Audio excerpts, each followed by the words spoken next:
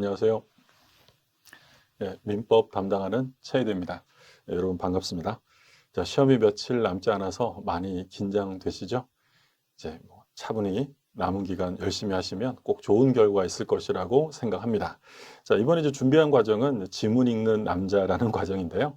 그 시험에 임박해서 여러 과목들 핵심 지문들 뽑아서 보는 거예요. 그럼 민법은 그 15년간 출제되었던 지문들 중에서 3회 이상 출제된 핵심 지문들 가지고 내용들을 정리하려고 합니다. 그러니까 이와 관련되는 핵심 지문 외에 부수적인 것들도 한번 연계해서 떠올리시면서 같이 봤으면 좋겠어요. 자, 그러면 시작해 보겠습니다. 자, 민법 총칙이 먼저 나오죠. 1번, 2번은 반사회적 행위에 관한 내용을 묻는 거예요. 그러니까 반사회적 행위는 시험에 매년 나오는데 나오는 가장 기본적인 유형은 1번, 2번 형태죠. 판례들을 알고 있느냐. 그럼 이런 것들은 사실 핵심어를 보면 그냥 바로 체크하고 넘어갈 수 있을 정도로 보셔야 돼요. 그러니까 1번은 지금 뭐 나왔어요? 공무원 나왔죠. 공무원 나오면 볼 것도 없죠. 반사회적 무효입니다.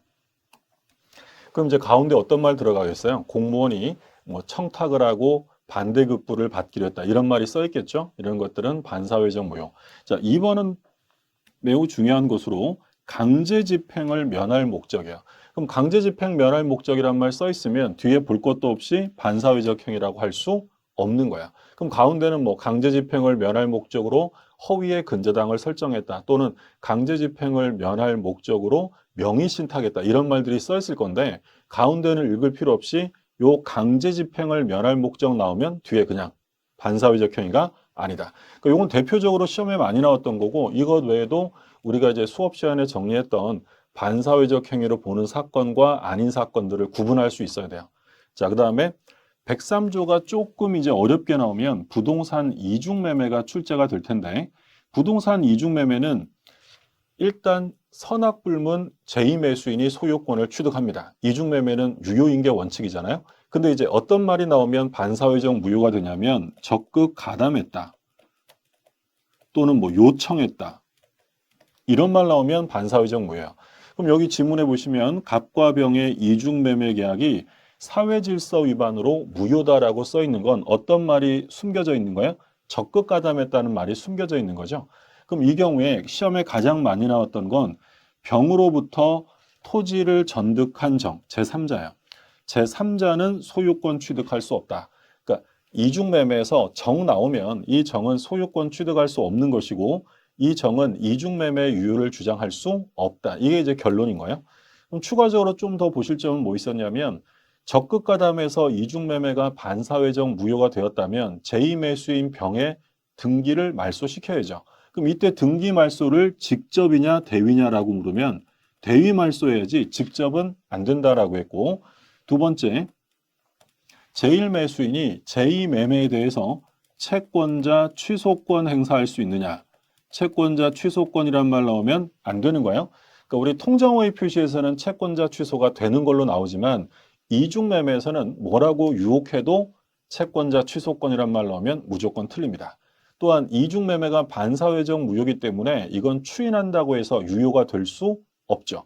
103조, 104조 강행규정 위반은 추인으로 유효가 될 수 있는 성질의 것이 아니다라고 했고 자, 그 다음에 이제 4번부터는 불공정행위가 나오는데요.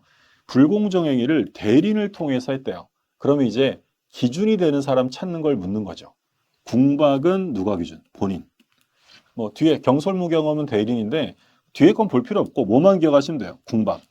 그러니까 우리 민법 116조 1항에서 대리인을 통한 법률행위를 했다라고 써 있으면 의사표시의 흠결이나 하자 또는 어떤 사실을 알았다 몰랐다 이건 전부 다 누가 기준이야? 다 대리인 기준이에요.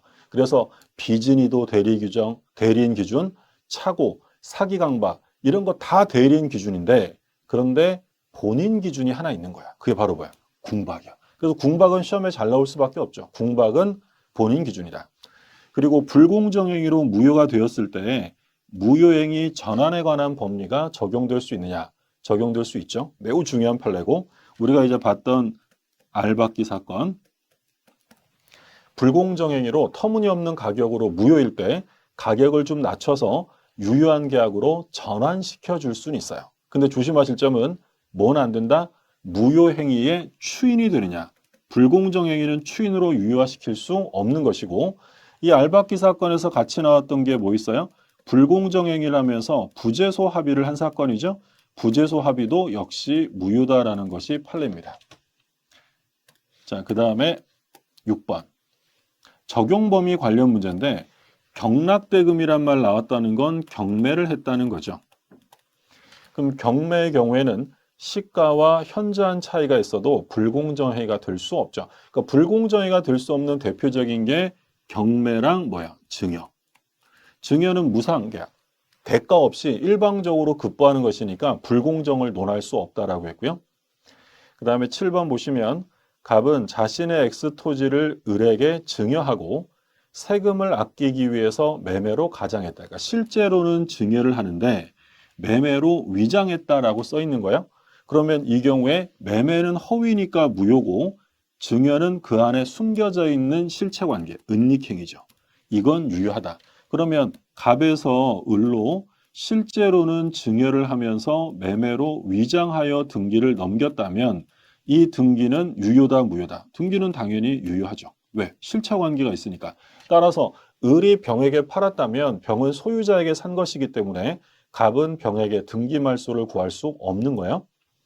자, 그 다음에 8번은 착오인데 핵심어는 뭐야? 상대방이 착오를 이용했다. 그러면 중과실이 있어도 취소할 수 있죠. 원래 착오에서 아무리 중요 부분에 착오라 하더라도 중대한 과실이 있으면 취소할 수 없잖아요. 근데 이게 아무리 중과실이라 하더라도 상대방이 이용했다라고 써 있으면 착오 취소 가능하다는 점 주의하시고요. 그 다음에 이제 9번입니다. 매수인이 중도금 미지급을 이유로 매매계약을 적법하게 해제했어요. 그럼 해제당한 매수인이 착오 취소를 할 수 있느냐? 할 수 있다. 그러니까 요걸 인정하는 이유는 요게 인정되면 손해배상 책임을 면할 수 있기 때문이죠. 그러니까 지금 갑이랑 을이 매매계약을 했는데 매수인이 대금을 안 준 거야. 대금을 안 줬더니 얘가 적법하게 계약을 뭐 했다? 해제한 거죠. 그러면 의무를 위반한 을은 손해배상을 해야 되는데 문제는 요 을이라는 사람이 중요 부분에 착오가 있었다는 거야. 그럼 이미 해제가 먼저 됐어도 나중에라도 취소할 수 있느냐? 이걸 묻는 거죠. 할 수 있다. 이게 되면 얘는 뭘 안 해도 된다. 손해배상 책임에서 벗어날 수 있게 된다는 거야. 중요한 판례였고 그 다음에 10번. 교환계약의 당사자 일방이 자기 소유 목적물의 시가를 묵비했다. 자, 교환계약을 하면서 시가에 묵비를 했다. 이게 사기냐를 묻는 거야. 사기가 아니죠.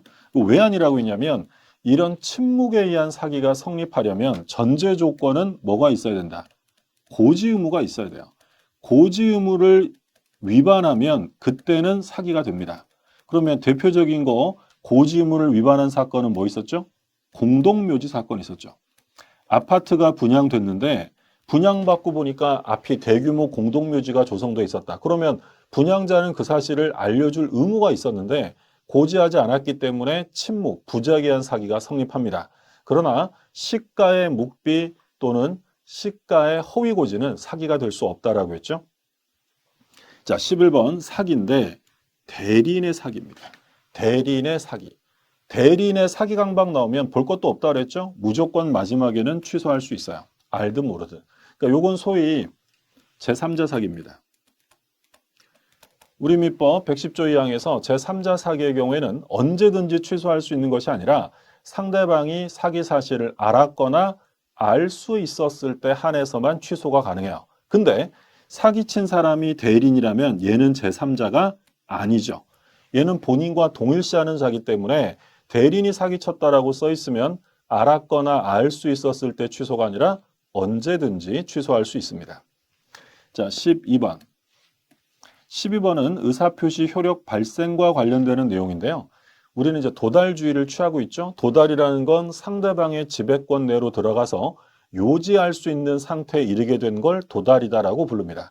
상대방이 현실 수령을 해야 되는 건 아니다라고 했죠. 근데 표의자가 의사표시를 발송하고 사망하거나 제한 능력자가 됐다. 아무 상관없죠? 그럼 뒤에 뭐라고 넣어야 돼요? 영향을 미치지 않는다. 유효한 것이고. 자, 13번은 우편물 중에서 뭐가 나왔어요? 내용증명 우편이에요.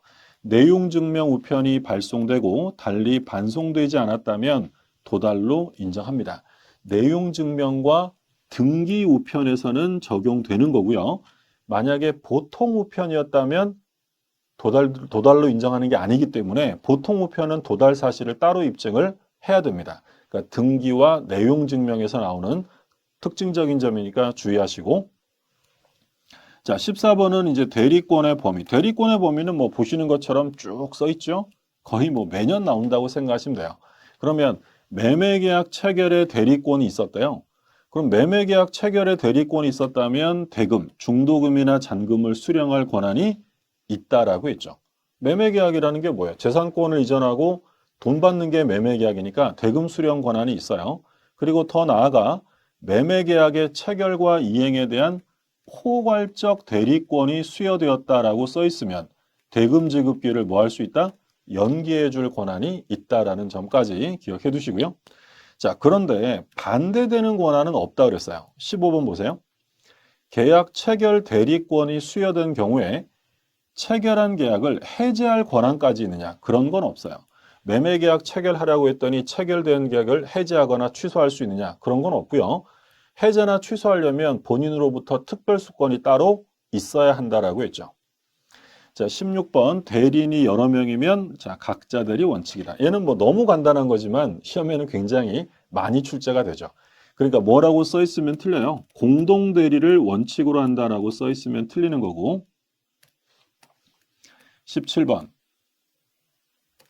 대리인이 자기 이익을 위한 배임적 행위를 했다. 자, 대리인이요. 자기나 제3자를 위한 배신적 행위를 했대요. 배임, 배신. 이런 말 써 있으면 이건 뭐야? 대리권을 남용했다라는 표현인 거죠. 그러니까 시험에서 그냥 아예 대리권 남용이라고 이렇게 딱 써주면 좋은데 이렇게 안 써주고 이런 식의 표현을 많이 써요. 자기나 제3자의 이익을 위해서 배임적 행위했다. 이게 남용이고요. 그러면 대리권 남용도 유권 대리니까 원칙은 본인이 책임을 져야 돼요. 근데 언제나 본인이 책임을 져야 한다면 본인에게도 가혹하니까 무엇을 유추 적용한다고 했냐면 비진이에요. 그럼 비진이 단서에서 상대방이 알았거나 알 수 있었을 경우에는 무효로 한다라고 정했죠. 그거를 유추 적용해서 상대방이 대리인이 대리권을 남용하고 있다는 사실을 알았거나 알 수 있었다면 본인이 책임질 필요가 없다는 거야. 그럼 상대방이 알았다고 써 있네요. 그러면 본인은 책임이 없습니다. 자, 18번 복대리는 대리인이 자기 명의로 선임한 본인의 대리인이다. 일단 확인하실 점 자기 명의입니다. 본인의 이름으로 하면 틀려요. 대리행위는 그 복대리인을 선임하는 행위는 대리인 자신의 행위지 대리행위가 아니고 선임하고 나면 대리인의 대리인이 아니라 본인의 대리인입니다. 따라서 효과는 전부 다 본인에게 직접 귀속이 되고요. 그리고 얘는 선임되는 사람이니까 복대리는 언제나 임의대리지 복대리는 법정대리인 될 수 없고요. 자, 19번 임의대리인이 본인의 승낙을 얻어 복대리인을 선임했다. 자, 조심하실 점. 원래 임의대리는 복대리인 선임할 수 없죠. 근데 언제만 할 수 있다. 승낙이 있거나 또는 부득이한 사유. 둘 다 있어야 돼요? 하나면 돼요? 하나 또는 과, 및 이러면 틀리고 그러면 부득이한 사유가 있었다면 승낙을 얻지 않아도 복대리인 선임할 수 있어요. 그럼 선임을 했으면 책임의 문제가 생기는데 그 책임은 바로 선임 감독상의 책임이다라는 거죠. 조심하시고. 그러니까 뭐라고 꼬드기겠어요? 임의대리인이 본인의 승낙을 얻어 복대리인을 선임하였다면 선임 감독상 책임은 면제된다. 이러면 틀리는 거야. 원래 승낙이나 부득이한 사유가 있어야 선임할 수 있는 거고 선임했으면 선임 감독상 책임을 지는 거죠. 이 선임 감독상 책임이 면제되려면 어떤 말이 나와야 돼? 본인이 지명했다는 말이 나와야죠. 본인이 지명했으면 선임 감독상 책임은 면제되고 이때는 불성실 부적임함을 알면서 본인에 대한 통지나 해임을 태만했을 때만 책임지는 거고요. 본인 지명이란 말 안 나오면 선임 감독상 책임지는 거죠. 자, 그 다음에 이제 유권대리 나오는데 그 표현대리 나오는데 자, 20번도 뭐 자주 나왔던 거죠. 유권 대리를 주장했어요. 그 안에 표현대리 주장은 포함될 수 없다. 왜? 표현대리는 유권대리가 아니라 무권대리이기 때문에 유권대리 주장 안에는 표현대리가 포함될 수 없고요. 그리고 표현대리가 성립하면 과실상계가 적용되느냐, 그런 거 나올 수 없죠. 과실상계는 손해배상할 때 피해자에게도 일정한 과실분이 있으면 손해배상액을 깎아주는 거라 그랬죠. 그러니까 이건 표현대리가 성립하면 본인은 전적인 이행 책임을 져야 되기 때문에 과실상계란 말이 나올 수 없다라고 했어요. 그리고 표현대리가 적용되면 본인이 이행 책임을 져야죠. 그럼 본인이 전적인 이행 책임을 져야 되기 때문에 만약에 그 표현대리 행위가 무효가 되었어요. 표현대리는 적용될 여지가 없습니다. 왜? 본인이 이행을 할 수가 없잖아요. 반드시 유효해야만 표현대리가 적용될 수 있다. 기억해 두시고, 그러면 표현대리가 나오면 제일 많이 나오는 게 126조, 소위 권한 넘은 표현대리인데, 그러면 이때 권한 넘은 대리에서 기본대리권의 내용과 그 사람의 행위가 같은 종류여야 되느냐? 그럴 필요 없죠. 기본대리권과 행사한 권한이 동종 유사성을 요구하지 않습니다. 이질적이라도 표현대리는 성립할 수 있다라고 했고요. 그리고 129조 표현대리를 기본대리권으로 하는 126조 월권대리가 성립할 수도 있다. 그러니까 대리권 소멸 후 129조가 성립이 됐는데 소멸된 후에 권한을 초과하면 몇 조가 된다? 126조 월권대리가 성립할 수 있다. 그러니까 이제 우리 판례가 이걸 소위 표현대리의 중첩 적용을 인정한다라는 말을 쓰기도 합니다. 자, 그 다음에 25번 협의의 무권대리에 관한 문제. 매년 나오죠. 협의의 무권대리. 무권대리 행위의 일부 추인이나 변경을 가한 추인은 원칙적으로 무효예요. 그러니까 추인은 단독행위죠. 단독행위니까 온전하게 그대로 해야지 조건을 붙이거나 변경시키거나 이런 것들은 무효입니다. 그런데 상대방이 뭘 해주면, 동의해주면 유효가 될 수 있다. 그래서 일부 추인이나 변경을 가한 추인은 상대방 동의가 없는 한 무효다라는 거고요. 그러면 본인이 추인하게 되면, 자, 26번 추인은 다른 의사 표시가 없는 때에는 계약 시에, 자, 중요하죠. 소구표가 있어요. 그 무권대리 행위를 본인이 추인하게 되면 처음부터 유효한 계약으로 인정이 됩니다. 물론 이제 제3자 해야지 못한다라는 말 써 있고, 근데 하나 확인하실 점은 다른 의사 표시가 없는 때에는 이라고 되어 있죠. 강행 규정은 아닙니다. 그러니까 당사자가 효력 발생 시기에 관한 별도 약정을 했다면 거기에 따르면 되고, 그런 약정이 없으면 원칙은 뭐다? 소구표가 있다라는 점 꼭 기억해 두시고요. 자, 27번 무권대리인이 본인을 단독 상속했다. 간단한 거지만 자주 나오는 거죠. 자기가 팔아먹었는데 본인을 단독으로 상속했어요. 그런 다음에 거절권을 행사하면서 등기 말소나 부당이득 반환 청구할 수 있느냐? 그런 거 할 수 없다라고 했죠. 자, 28번. 상대방이 계약 체결 당시에 무권대리인에게 계약 체결할 대리권이 없음을 알았다면, 자, 협의의 무권대리에서 상대방이 무권대리를 알았다 또는 몰랐다 이렇게 나오면 물어볼 말은 뭐밖에 없다? 최고 아니면 철회밖에 없어요. 상대방이 알았다면 뭐는 할 수 있다? 최고. 물어보는 거는 뭐 할 수 있잖아요. 물어는 볼 수 있는데 자기가 끝장낼 수는 없다. 철회할 수는 없다라는 점. 자, 29번. 상대방이 본인에 대해서 상당한 기간을 정하여 최고했어요. 자, 최고 나왔죠? 근데 기간 내에 본인이 확답을 바라지 않은 때에는 추인이 아니라 뭐다? 거절로 본다. 뭐 아주 쉬운 조문이지만 잘 나오고요. 그리고 조심하실 점은 거절한 것으로 본다라는 건 우리가 다 알고 있지만 바라지 않은 때라는 점. 뭐다? 발신주의다라는 거예요. 발송주의. 그러니까 치사하게 내면 뭐라고 낼 수 있어요? 기간 내 확답을 받지 못하면 이렇게 쓰시면 틀려요. 나머지는 받지 못하면이지만 얘는 발신주의. 그러니까 우리 민법에서 시험 범위내에서 발신주의가 딱 2개 나오잖아요. 격지자 간의 승낙. 격지자 간의 승낙. 두 번째가 무권대리 최고의 확답이에요. 나머지 최고 확답은 다 도달주의지만 무권대리 최고 확답은 발신주의라는 점 주의하시고, 자, 그 다음에 이제 무효입니다. 무효인 법률 행위를 사후에 적법하게 추인했다. 자, 뭐예요? 무효 행위의 추인입니다. 그러니까 무효의 재생과 관련해서 우리 뭘 봤어요? 일부 무효, 무효행위 전환, 무효행위 추인 세 가지가 나오는데 시험은 뭐 거의 집중적으로 추인해서 나오게 되죠. 그러면 무효행위 추인하면 제일 기본은 새로운 법률행위를 한 것으로 본다. 그러니까 다른 말로 하면 뭐가 없다는 거야? 소급표가 없어요. 그리고 우리 시험에 치사하게 뭐라고 낸 적이 있어요? 무효임을 알고 추인하면 처음부터 새로운 행위로 본다. 이 처음부터 이런 말 써 있으면 무조건 틀리는 거야. 추인 시부터 새로운 행위로 보는 거죠. 소급표는 없습니다. 그리고 절대로 추인 대상이 될 수 없는 거 반사회적, 불공정, 강행법 위반 103, 104 강행법 위반은 추인한다고 해서 유효가 될 수 없다라고 했고 그리고 하나만 더 추가한다면 뭐야? 추인해서 새로운 행위로 인정되려면 추인 당시에 무효 사유는 모두 소멸되었어야 돼요. 무효 사유가 남아있으면 추인한다고 해서 유효가 될 수는 없는 것이죠. 자, 32번 보시죠. 취소된 법률행위는 특별한 사정이 없는 한. 자, 취소는 뭐가 있다? 소급표가 있다는 거죠. 취소는 소급표가 있다. 뭐 취소 해제 다 마찬가지 소급표가 있고요. 근데 이제 최근 판례에서 하나 조심하시라고 한 게 근로계약의 취소가 있었어요.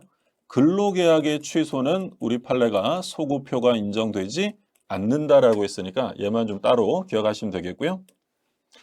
그리고 간단한 거지만 시험에 괄호 형태로도 여러 번 냈던 거죠. 취소권은 제척기간입니다. 추인할 수 있는 날로부터 몇 년? 3년. 그러니까 여기서 추인할 수 있는 날이라는 건 다른 말로 하면 취소 원인이 소멸한 날. 사기당한 사람은 기망에서 벗어나고 강박을 당한 사람은 강박에서 벗어난 날로부터 몇 년? 3년. 그리고 법률행위한 날로부터 10년이죠. 둘 중에 하나라도 빠른 기간이 도래하면 취소권은 소멸하고 우리가 이런 기간을 제척기간이다라고 불렀어요. 그러니까 제척기간은 신속한 법률관계 확정을 위해 만든 제도이기 때문에 소멸시효랑 달라요. 그래서 얘는 중단이라는 제도가 없습니다. 기간 지나면 무조건 소멸되는 거지 중단되고 연장되고 이런 거 없고요. 그리고 꼭 기억하실 점, 제척기간은 반드시 법원이 직권조사한다. 그러니까 우리 시험 범위에서 당사자가 주장하지 않아도 법원이 직권조사해야 한다라고 출제될 만한 건 제척기간밖에 없으니까 조심하시고요. 물론 재판 외로 행사에도 상관없습니다. 자, 34번 취소행위 추인이요. 취소행위의 추인. 그러면 취소행위 추인이라는 건 뭐예요? 불확정적인 유효를 확정적 유효로 만들어서 다시는 취소할 수 없게 만드는 게 바로 취소행위 추인입니다. 그러면 이 취소행위 추인이 인정되려면 취소 원인이 소멸한 후에 해야 돼요. 미성년자가 단독으로 추인하려면 성년자가 된 후에 기망을 당한 사람은 기망당했다는 걸 알았을 때, 즉 기망에서 벗어났을 때부터 해야 돼요. 근데 누가 나옵니까? 법정 대리인이요.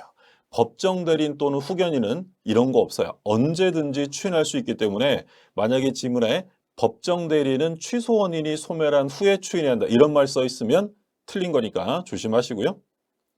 자, 35번.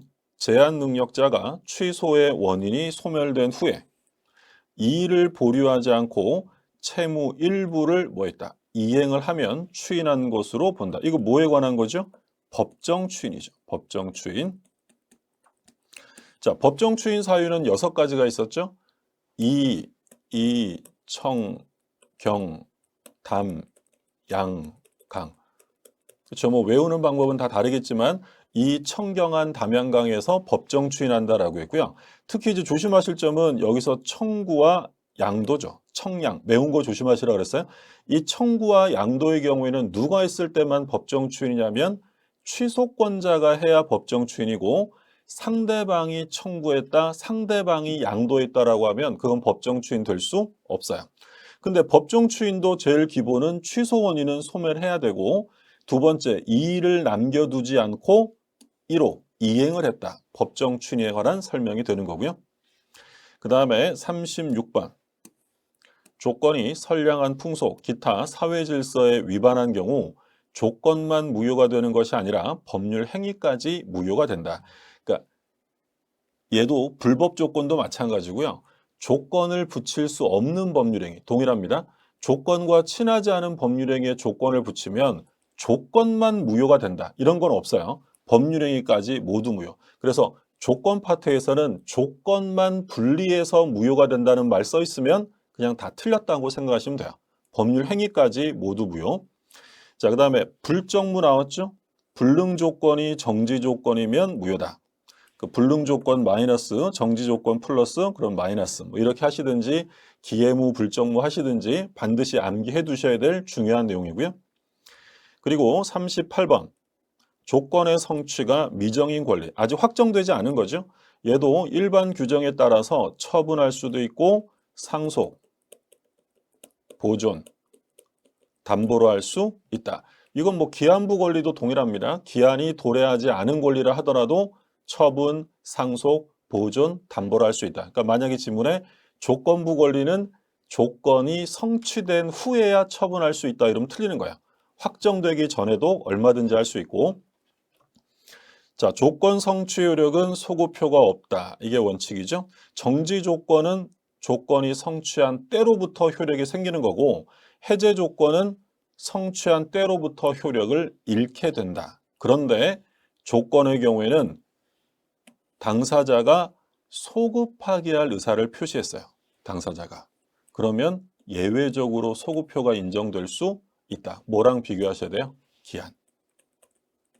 기한은 절대로 소급효가 없습니다. 당사자가 만약에 소급할 의사를 표시했다면 그 표시가 무효예요. 절대적 비소급이다. 자, 그리고 41번. 기한이익 상실특약. 기한이익 상실특약의 법적 성질이죠. 형성권적 기한이익 상실특약으로 추정됩니다. 그러니까 기한이익 상실특약은 크게 두 가지가 있었죠. 정지조건부 특약. 그리고 형성권적 특약, 이 두 가지인데 우리 판례는 뭘로 본다? 형성권적. 차이점 뭐예요? 정지 조건. 얘는 의사표시 없이 당연 상실되는 거죠. 조건의 성취는 성취로서 효력이 생기는 거니까. 근데 형성권적 기한이익 상실특약이라는 건 채권자가 상실의 의사표시를 해야 한다라는 점에서 차이가 있어요. 그러니까 우리 판례는 기한이익 상실특약은 정지조건부가 아니라 형성권적 특약으로 보고 있다는 점 확인하시면 되겠고요. 자, 그럼 이제 물권법 좀 볼게요. 물권법 서론에서 뭐 가장 빠지지 않고 매년 나오는 건 물권적 청구죠. 보시면 소유권에 기한 물권적 청구야. 그럼 당연히 뭐가 있어야 돼? 소유권이 있어야지. 근데 뭐라고 써 있어요? 소유권을 상실했다. 그러면 더 이상 소유권에 기한 물권적 청구권을 행사할 수 없다. 그래서 전 소유자, 소유권을 이전한 자 이런 말 써 있으면 소유권에 기한 물권적 청구는 허용될 수 없는 거죠. 자, 불법 건물의 미등기 매수인도 철거 청구의 상대방이 될 수 있다. 그러니까 원래 철거는 누구한테 청구하는 거야? 건물의 소유자에게 하는 거죠. 임차인에게는 퇴거는 요구할 수 있어도 철거 청구는 못 하잖아요. 근데 미등기 매수인은 소유자는 아니지만 사실상 법률상 처분권이 있기 때문에 미등기 매수인을 상대로도 철거 청구할 수 있다라는 점 중요하고요. 자, 3번 유치권자가 점유를 침탈당한 경우 점유보호 청구권은 행사될 수 있어도 유치권에 기한 반환 청구는 인정되지 않는다. 요거는 뭐 유치권 편에 가서 나올 수도 있는 거죠. 우리 민법상 물권적 청구권의 종류는 내용에 따라서 보면 반환, 방해 제거, 예방 이렇게 세 가지가 있었고요. 근거에 따라 구별하면 점유권에 근거한 것과 본권에 근거한 물권적 청구권이 있어요. 근데 다른 제한 물권들은 본권에 기한 물권적 청구가 인정되는데 유치권은 본권에 기한 물권적 청구가 인정되지 않고 뭐만 인정된다? 점유권에 기한 물권적 청구만 인정됩니다. 중요하고요. 자, 그리고 4번 소유권에 기한 물권적 청구는 소멸시에 걸리지 않고요. 5번 지역권과 저당권 얘네들의 공통점 뭐야? 목적물을 점유하는 권리가 아닌 것이죠. 점유하지 않고 있기 때문에 반환 청구가 인정되지 않습니다. 요거는 뭐 지역권이나 저당권 편에서 각각 출제가 자주 되는 거죠. 반환 청구 안 되는 거 두 가지 꼭 기억하셔야 돼요. 자, 6번 볼게요. 토지가 갑을병 순차 매도되고 3자 간에 중간 생략 합의가 있었대. 그럼 합의가 있었다면 대위에서 등기 받아와야 돼요? 병이 갑에게 직접 받아올 수 있어요. 직접 받아올 수 있죠. 자, 직접 받아온다고 해서 중간 매수인의 등기 청구권이 소멸되는 건 아니다라고 했고, 또한 삼자합의가 있다고 해서 갑이 을에게 매매대금을 못 받았는데 등기를 줘야 될 의무는 없어요. 자, 보세요. 중간 생략 합의를 한 경우 을의 갑에 대한 등기 청구권은 소멸하지 않는다. 자주 나왔던 얘기고, 그 다음에 삼자합의가 있었어요. 그러면 갑의 을에 대한 매매대금 채권이 제한되느냐? 제한되지 않습니다. 그러니까 이게 좀 전에 말씀드린 것처럼 아무리 삼자합의가 있었다 하더라도 을이 갑에게 대금을 다 안 줬는데 갑이 병에게 먼저 등기 줄 필요는 없다. 이걸 우리 판례가 이렇게 표현하는 거죠. 삼자합의가 최초 매도인의 매매대금 채권 행사를 제한하는 것은 아니다라는 거야. 자, 미등기 양수인. 미등기 매수인, 미등기 양수인은 아직 소유자는 아닙니다. 다만 점유할 정당한 권리는 있는 사람이죠. 근데 이 사람으로부터 다시 매수해서 점유하고 있다. 그럼 얘도 역시 점유할 정당한 권리가 있다. 따라서 등기 명의자인 최초 매도인은 이자에게 소유물 반환 청구권 행사할 수 없죠. 그러니까 이 얘기죠. 갑이 을한테 팔았고 을이 병한테 팔았는데 등기는 여전히 갑에게 있대. 그러면 이 병은 미등기 양수인에게 매수한 사람이에요. 그럼 이 사람도 점유할 정당한 권리가 있기 때문에 소유자인 갑이 병을 상대로 소유권에 기한 반환 청구나 부당이득 반환 청구할 수 없다라는 판례입니다. 자, 그 다음 이제 부동산 물권 변동 관련 내용이죠. 등기해야 되느냐 안 해도 되느냐. 그러니까 이건 뭐 지금 시점에서는 다 알고 있는 거지 사실. 뭐 나왔어요? 상속, 신축 다 등기할 필요 없습니다. 그러니까 우리 부동산 물권 변동은 186조와 187조 법률 행위로 인한 변동은 등기해야 되고 법률 행위가 아닌 법률 규정에 의한 변동은 등기할 필요 없어요. 그럼 언제 등기하느냐? 처분 시에 등기하면 된다. 그러면 11번도 마찬가지. 채권이 전부 변제되면 저당권은 말소 등기 없이도 소멸합니다. 그래서 저당권이 소멸하는 시점은 변제 시에 소멸하는 것이지 등기 말소 시가 아니다라고 했고요. 자, 건물 전세권이 법정 갱신됐다. 자, 법정이니까 187조 변동이네요. 그러면 등기할 필요 없고요. 등기하지 않아도 제3자에게 대항할 수 있다. 언제 등기하라고요? 처분 시에 등기하는 거지 대항하기 위해 등기하는 게 아니다. 그러니까 이 동일한 내용은 법정지상권도 마찬가지예요. 법정지상권도 법률 규정에 의한 변동이니까 등기할 필요 없고 등기하지 않아도 새로운 소유자에게, 토지 소유자에게 대항할 수 있어요. 그러면 언제 등기하는 거냐면 이것을 처분할 때 등기하면 됩니다. 자, 13번 가등기가 있대요. 자, 가등기에서 뭐 제일 기본적으로 가등기는 얘는 말 그대로 임시로 하는 거잖아요. 실체법상 효력이 없기 때문에 가등기가 있다고 해서 어떤 적법한 법률 관계가 존재한다는 사실이 추정되는 건 아니다라는 얘기죠. 14번 부동산 매수인이 목적물을 인도받아 사용 수익하고 있는 이상 등기 청구권은 시효로 소멸하지 않습니다. 원래 매매를 원인으로 한 등기 청구권은 채권적이죠. 그러니까 예를 들어 갑이 소유자인데 을이랑 매매를 했어요. 그러면 을이 갑에게 가지는 등기 청구권은 채권적이니까 10년의 소멸시효에 걸리는 게 원칙이에요. 근데 을이 만약에 뭐 하고 있다면 요거를 인도받아서 사용하고 있다면 소멸시효가 진행되지 않는다라고 했고 또한 을이 병에게 뭘 한 경우? 처분한 경우죠. 처분하여 점유를 승계해 준 경우죠. 이 경우에도 소멸시효는 진행되지 않습니다. 다만 침탈당했다면 을의 등기 청구권은 침탈당하여 점유를 상실한 날로부터 소멸시효 진행합니다. 그래서 침탈만 따로 빼시고 인도받아 사용하고 있다. 그리고 처분한 경우 이게 두 가지는 소멸시효 진행되지 않는다는 점 기억해 두시고 15번 소유권 이전 등기가 된 경우 등기 명의는 전 소유자에 대해서 적법한 원인에 기한 소유권을 취득한 것으로 추정된다. 등기의 추정력 파트에서 가장 많이 출제되는 게 바로 요 판례예요. 전 소유자. 그러니까 갑에서 을로 이전 등기가 됐으면 요 전 소유자에게도 추정력이 원용될 수 있다. 전 소유자 뭐라고도 불러요? 직전 명인이라고 바꿔서 내기도 하죠.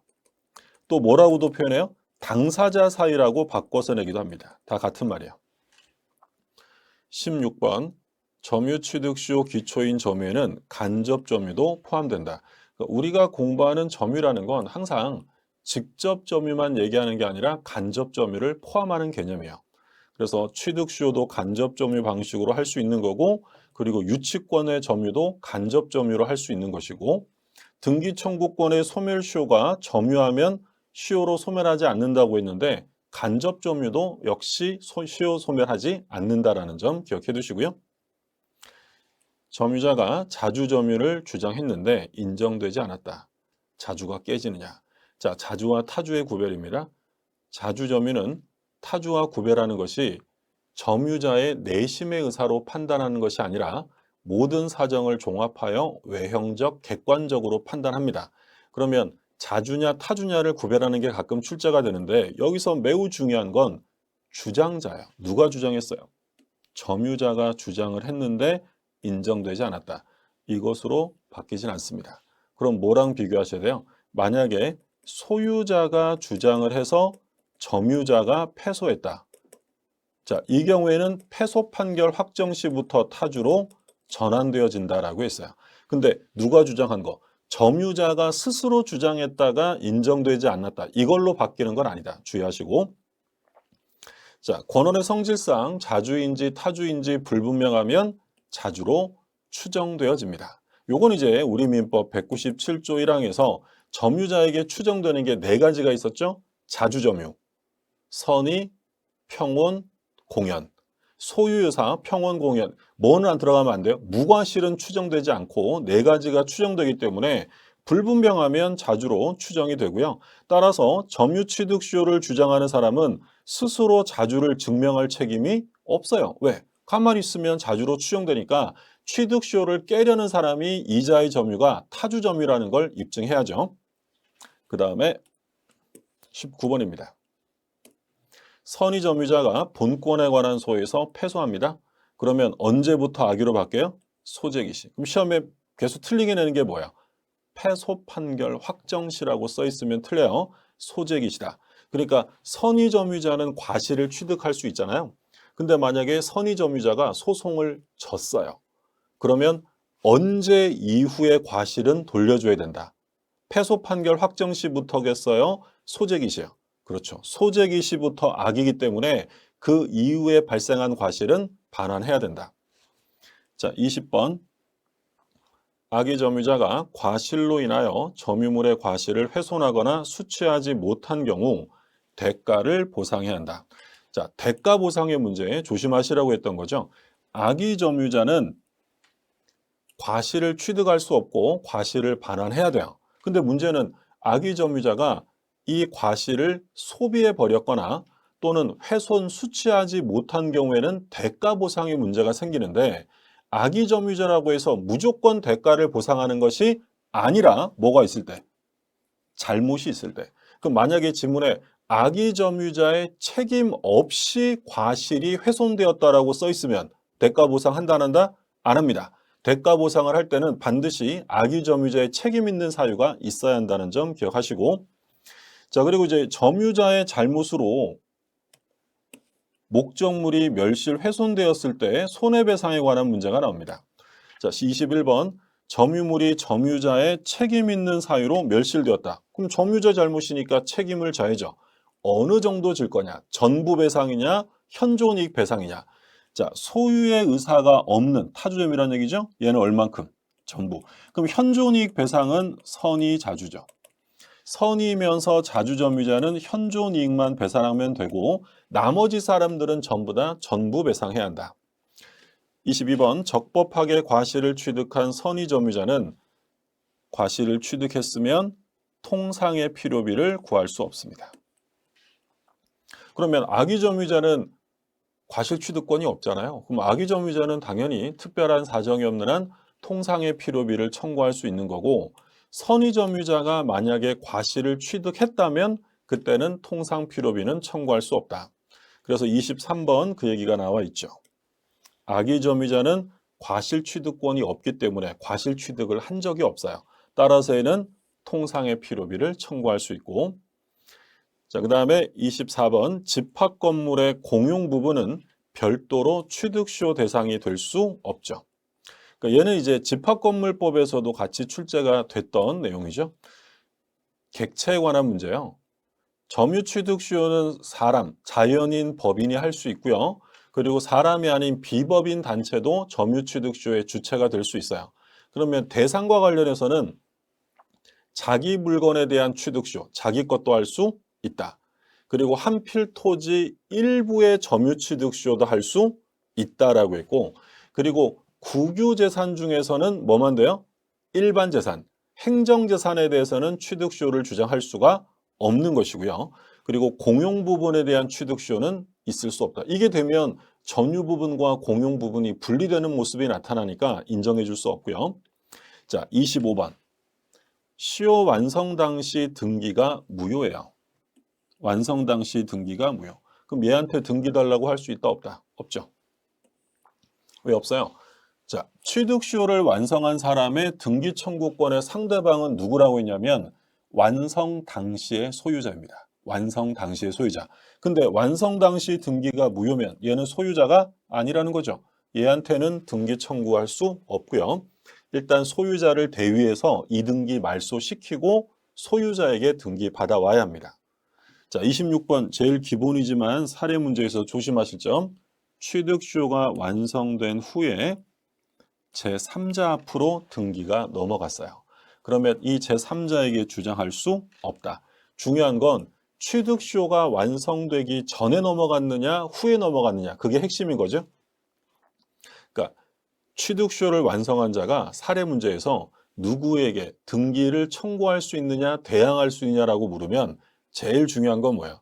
이 현재 명인이 완성 전에 받은 사람이냐 후에 받은 사람이냐 그거를 꼭 구별하셔야 돼요. 전에 받았으면 등기 청구할 수 있지만 후에 받았으면 등기 청구할 수 없고, 다만 이때를 우리 판례는 뭘로 인정해요? 새로운 기산점으로 인정을 하기 때문에 2차 취득시효가 완성되면 등기 그때는 받아올 수 있다라고 했고, 27번입니다. 갑거리 X토지를 각 2분의 1 지분을 가지고 공유하는 경우에, 자, 둘 다 2분의 1이니까 둘 다 소수지분권자입니다. 제3자가 권한 없이 자기 명의로 토지에 등기를 했다. 그러면 갑과 을 거를 병이라는 애가 싹 다 자기 명의로 등기한 거예요. 여기서 중요한 건 누가 했다고요? 제3자. 얘는 공유 지분이 전혀 없는 애죠. 그럼 얘는 지분이 전혀 없는 애니까 각 공유자들은 보존행위로서 등기의 얼만큼을 전부의 말소를 청구할 수 있어요. 그럼 이건 뭐랑 비교하셔야 돼요? 만약에 갑과 을 중에 공유자 중에 한 사람이 공유자 중에 1인이 남의 지분까지 모두 등기했다. 그러면 이때는 전부 말소를 구할 수 없죠. 왜요? 왜? 이 공유자도 자기 지분 등기만큼은 유효하기 때문에. 그럼 결국 무효 등기의 말소를 구하는 지문이 나오면 누구 명의로 무효 등기가 됐는지를 꼭 확인하셔야 돼요. 만약에 제3자 명의, 공유자가 아닌 제3자 명의의 등기면 전부 말소지. 근데 공유자 중에 한 사람이 남의 지분 등기까지 다 했다라고 하면 이때는 걔도 지분권자니까 전부 말소를 구할 수는 없다. 꼭 기억하시고 28번 보죠. 갑과 을이 공유하는 X토지를 갑이 전부를 단독으로 사용한다. 자, 둘 다 뭐예요? 둘 다 소수지분권자야. 2분의 1밖에 안 돼. 그럼 둘 다 소수지분권자인데 소수지분권자가 단독으로 사용할 권한이 없잖아요. 근데 하고 있다는 거죠. 그러면 다른 공유자가 다른 소수지분권자가 보존행위로 전부의 반환을 청구할 수 있느냐? 할 수 없다. 얘는 20년에 변경된 판례입니다. 꼭 기억하셔야 돼요. 그러니까 우리가 봤던 소나무 사건에서 나온 거죠. 소나무 사건. 공유자 중에 한 사람이 소수지분권자임에도 불구하고 거기다가 소나무를 심고 독점적 사용을 한 거야. 그러면 다른 소수지분권자가 이자에게 그 소나무의 제거, 방해, 배제는 청구할 수 있어도 보존행위로서 인도를 청구할 수는 없다라는 거. 그러니까 이게 집합건물법에도 이와 같은 내용이 그대로 나오죠. 구분 소유자 중에 한 사람이 공용 부분을 독점적으로 사용하고 있다면 다른 구분 소유자가 방해 제거는 구할 수 있어도 인도를 청구할 수는 없다라고 했어요. 자, 29번. 갑과 을이 공유하는 X 토지를 병이 불법 점유하고 있다. 그럼 얘한테 당연히 갑과 을은 누구라도 단독 행위로 인도 청구할 수 있고요. 갑은 자신 지분에 대응하는 비율에서만 손해배상 부당이득 반환을 청구할 수 있다. 자, 공유해서 부당이득이나 손해배상 나오면 이건 무조건 얼만큼만, 자기 지분만 돼, 자기 지분. 다른 사람 지분에 대한 손해배상을 얘가 청구할 수는 없는 거야. 그래서 공유에서는 손해배상이나 부당이득 나오면 그냥 보너스 지분이에요. 무조건 자기 지분이냐 전부냐 요거 좀 구별하시면 되고. 30번 보죠. 갑과 을이 공유하는 X 토지 위에 갑이 을의 동의 없이 건물을 축조했다. 자, 나대지에 건물을 축조하는 건 관리를 벗어난 거야. 나대지에 건물 지으려면 얼마가 동의해야 한다? 전원 동의, 전원 동의. 그러면 갑이라는 애가 건물을 축조했다면 을은 당연히 철거 청구할 수 있고요. 조심하실 점은 갑이 설령 과반수 지분권자라 하더라도 인정될 수 없어요. 나대지에 건물 신축하려면 전원 동의가 필요하다는 점 꼭 기억하시고. 그러면 31번 보죠. 갑이 5분의 3, 을이 5분의 2예요. 그럼 여기서 이제 사례 문제에서 5분의 3, 3분의 2, 7분의 4 이런 형태로 이제 지문이 나오면 과반수 지분권자임을 의미하는 거죠. 그러면 과반수 지분권자는 단독으로 관리 행위를 할 수 있습니다. 따라서 갑이 을과 협의 없이 병에게 임대했다. 그러면 이 병은 과반수 지분권자의 동의를 얻은 것이기 때문에 얘는 소수 지분권자에게도 정당한 권리자이지 부당이득을 취한 바 없습니다.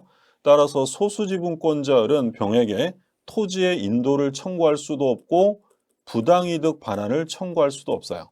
이 부당이득은 갑에게 과반수 지분권자에게 청구해야지 병에게 할 수 있는 것이 아니죠. 근데 만약에 사례가 바뀌어서 갑이 아니라 요 을한테 병이 임차했다고 나올 수도 있잖아요. 그럼 을한테 임차했다면 병은 소수지분권자, 즉 임대해줄 권한이 없는 사람에게 빌린 거예요. 그럼 얘는 적법한 점유할 권한이 없기 때문에 갑은 병에게 부당이득 반환 청구할 수 있습니다. 근데 핵심은 뭐야? 누구에게 빌렸느냐가 문제입니다. 과반수 지분권자에게 빌렸다면 정당한 것이지만 소수지분권자에게 빌렸다면 정당한 권한은 없다. 구별하시고. 32번 합유자는 전원 동의 없이 합유 지분을 처분하지 못한다. 공유 지분은 자유롭게 처분하잖아요. 근데 합유에서 합유의 지분이라는 것은 처분해버리면 동업자, 조합원이 바뀌는 거야. 따라서 합유 지분을 자유롭게 처분한다는 건 허용될 수 없고요. 전원 동의 있어야 돼요. 왜? 합유는 동업이잖아요. 따라서 합유자 중에 한 사람이 사망한다고 해서 합유자의 지위가 상속으로 승계될 수 없는 거죠. 33번입니다. 지상권자는 토지 소유자 의사에 반해서 자유롭게 양도할 수 있다. 지상권의 양도성은 절대적이에요. 절대적. 절대적이라는 얘기는 아무리 소유자가 반대도 양도할 수 있고요. 양도 금지 특약을 하면 특약 자체가 무효입니다. 자유롭게 할 수 있고. 자, 34번. 지상권자의 지료지급 연체가 소유권 양도 전후에 걸쳤다. 소유자가 바뀌었다는 거야. 그럼 물어볼 말은 뻔하단 말이에요. 전 소유자랑 현재 소유자에게 연체한 기간을 합산해도 되느냐. 자, 그러면 토지 양수인은 자신에 대한 연체 기간이 2년 미만이면 소멸 청구할 수 없다. 바꿔서 얘기하면 전 소유자와 현재 소유자의 연체 기간을 합산해서는 안 된다라는 거야. 새로운 소유자에게만 2년 연체가 되어야 한다. 자, 35번. 분묘기지권을 수요 취득한 경우 소유자가 지료지급을 청구하면 지료를 청구한 날로부터 지료지급 의무가 있다. 자, 변경 판례니까 조심하셔야죠. 분묘기지권을 수요 취득했을 때는 종전에는 무상이라고 했는데 우리 판례가 변경되어서 지료지급해야 한다고 해요. 근데 중요한 건 언제부터다. 지료를 청구한 날부터다라는 점 꼭 기억하시고 그리고 또 조심하실 점은 양도형 분묘기지권이 있었잖아요. 그럼 양도형 분묘기지권은 지료를 청구한 날로부터가 아니라 언제부터요? 분묘기지권이 성립한 날로부터요. 성립한 날부터.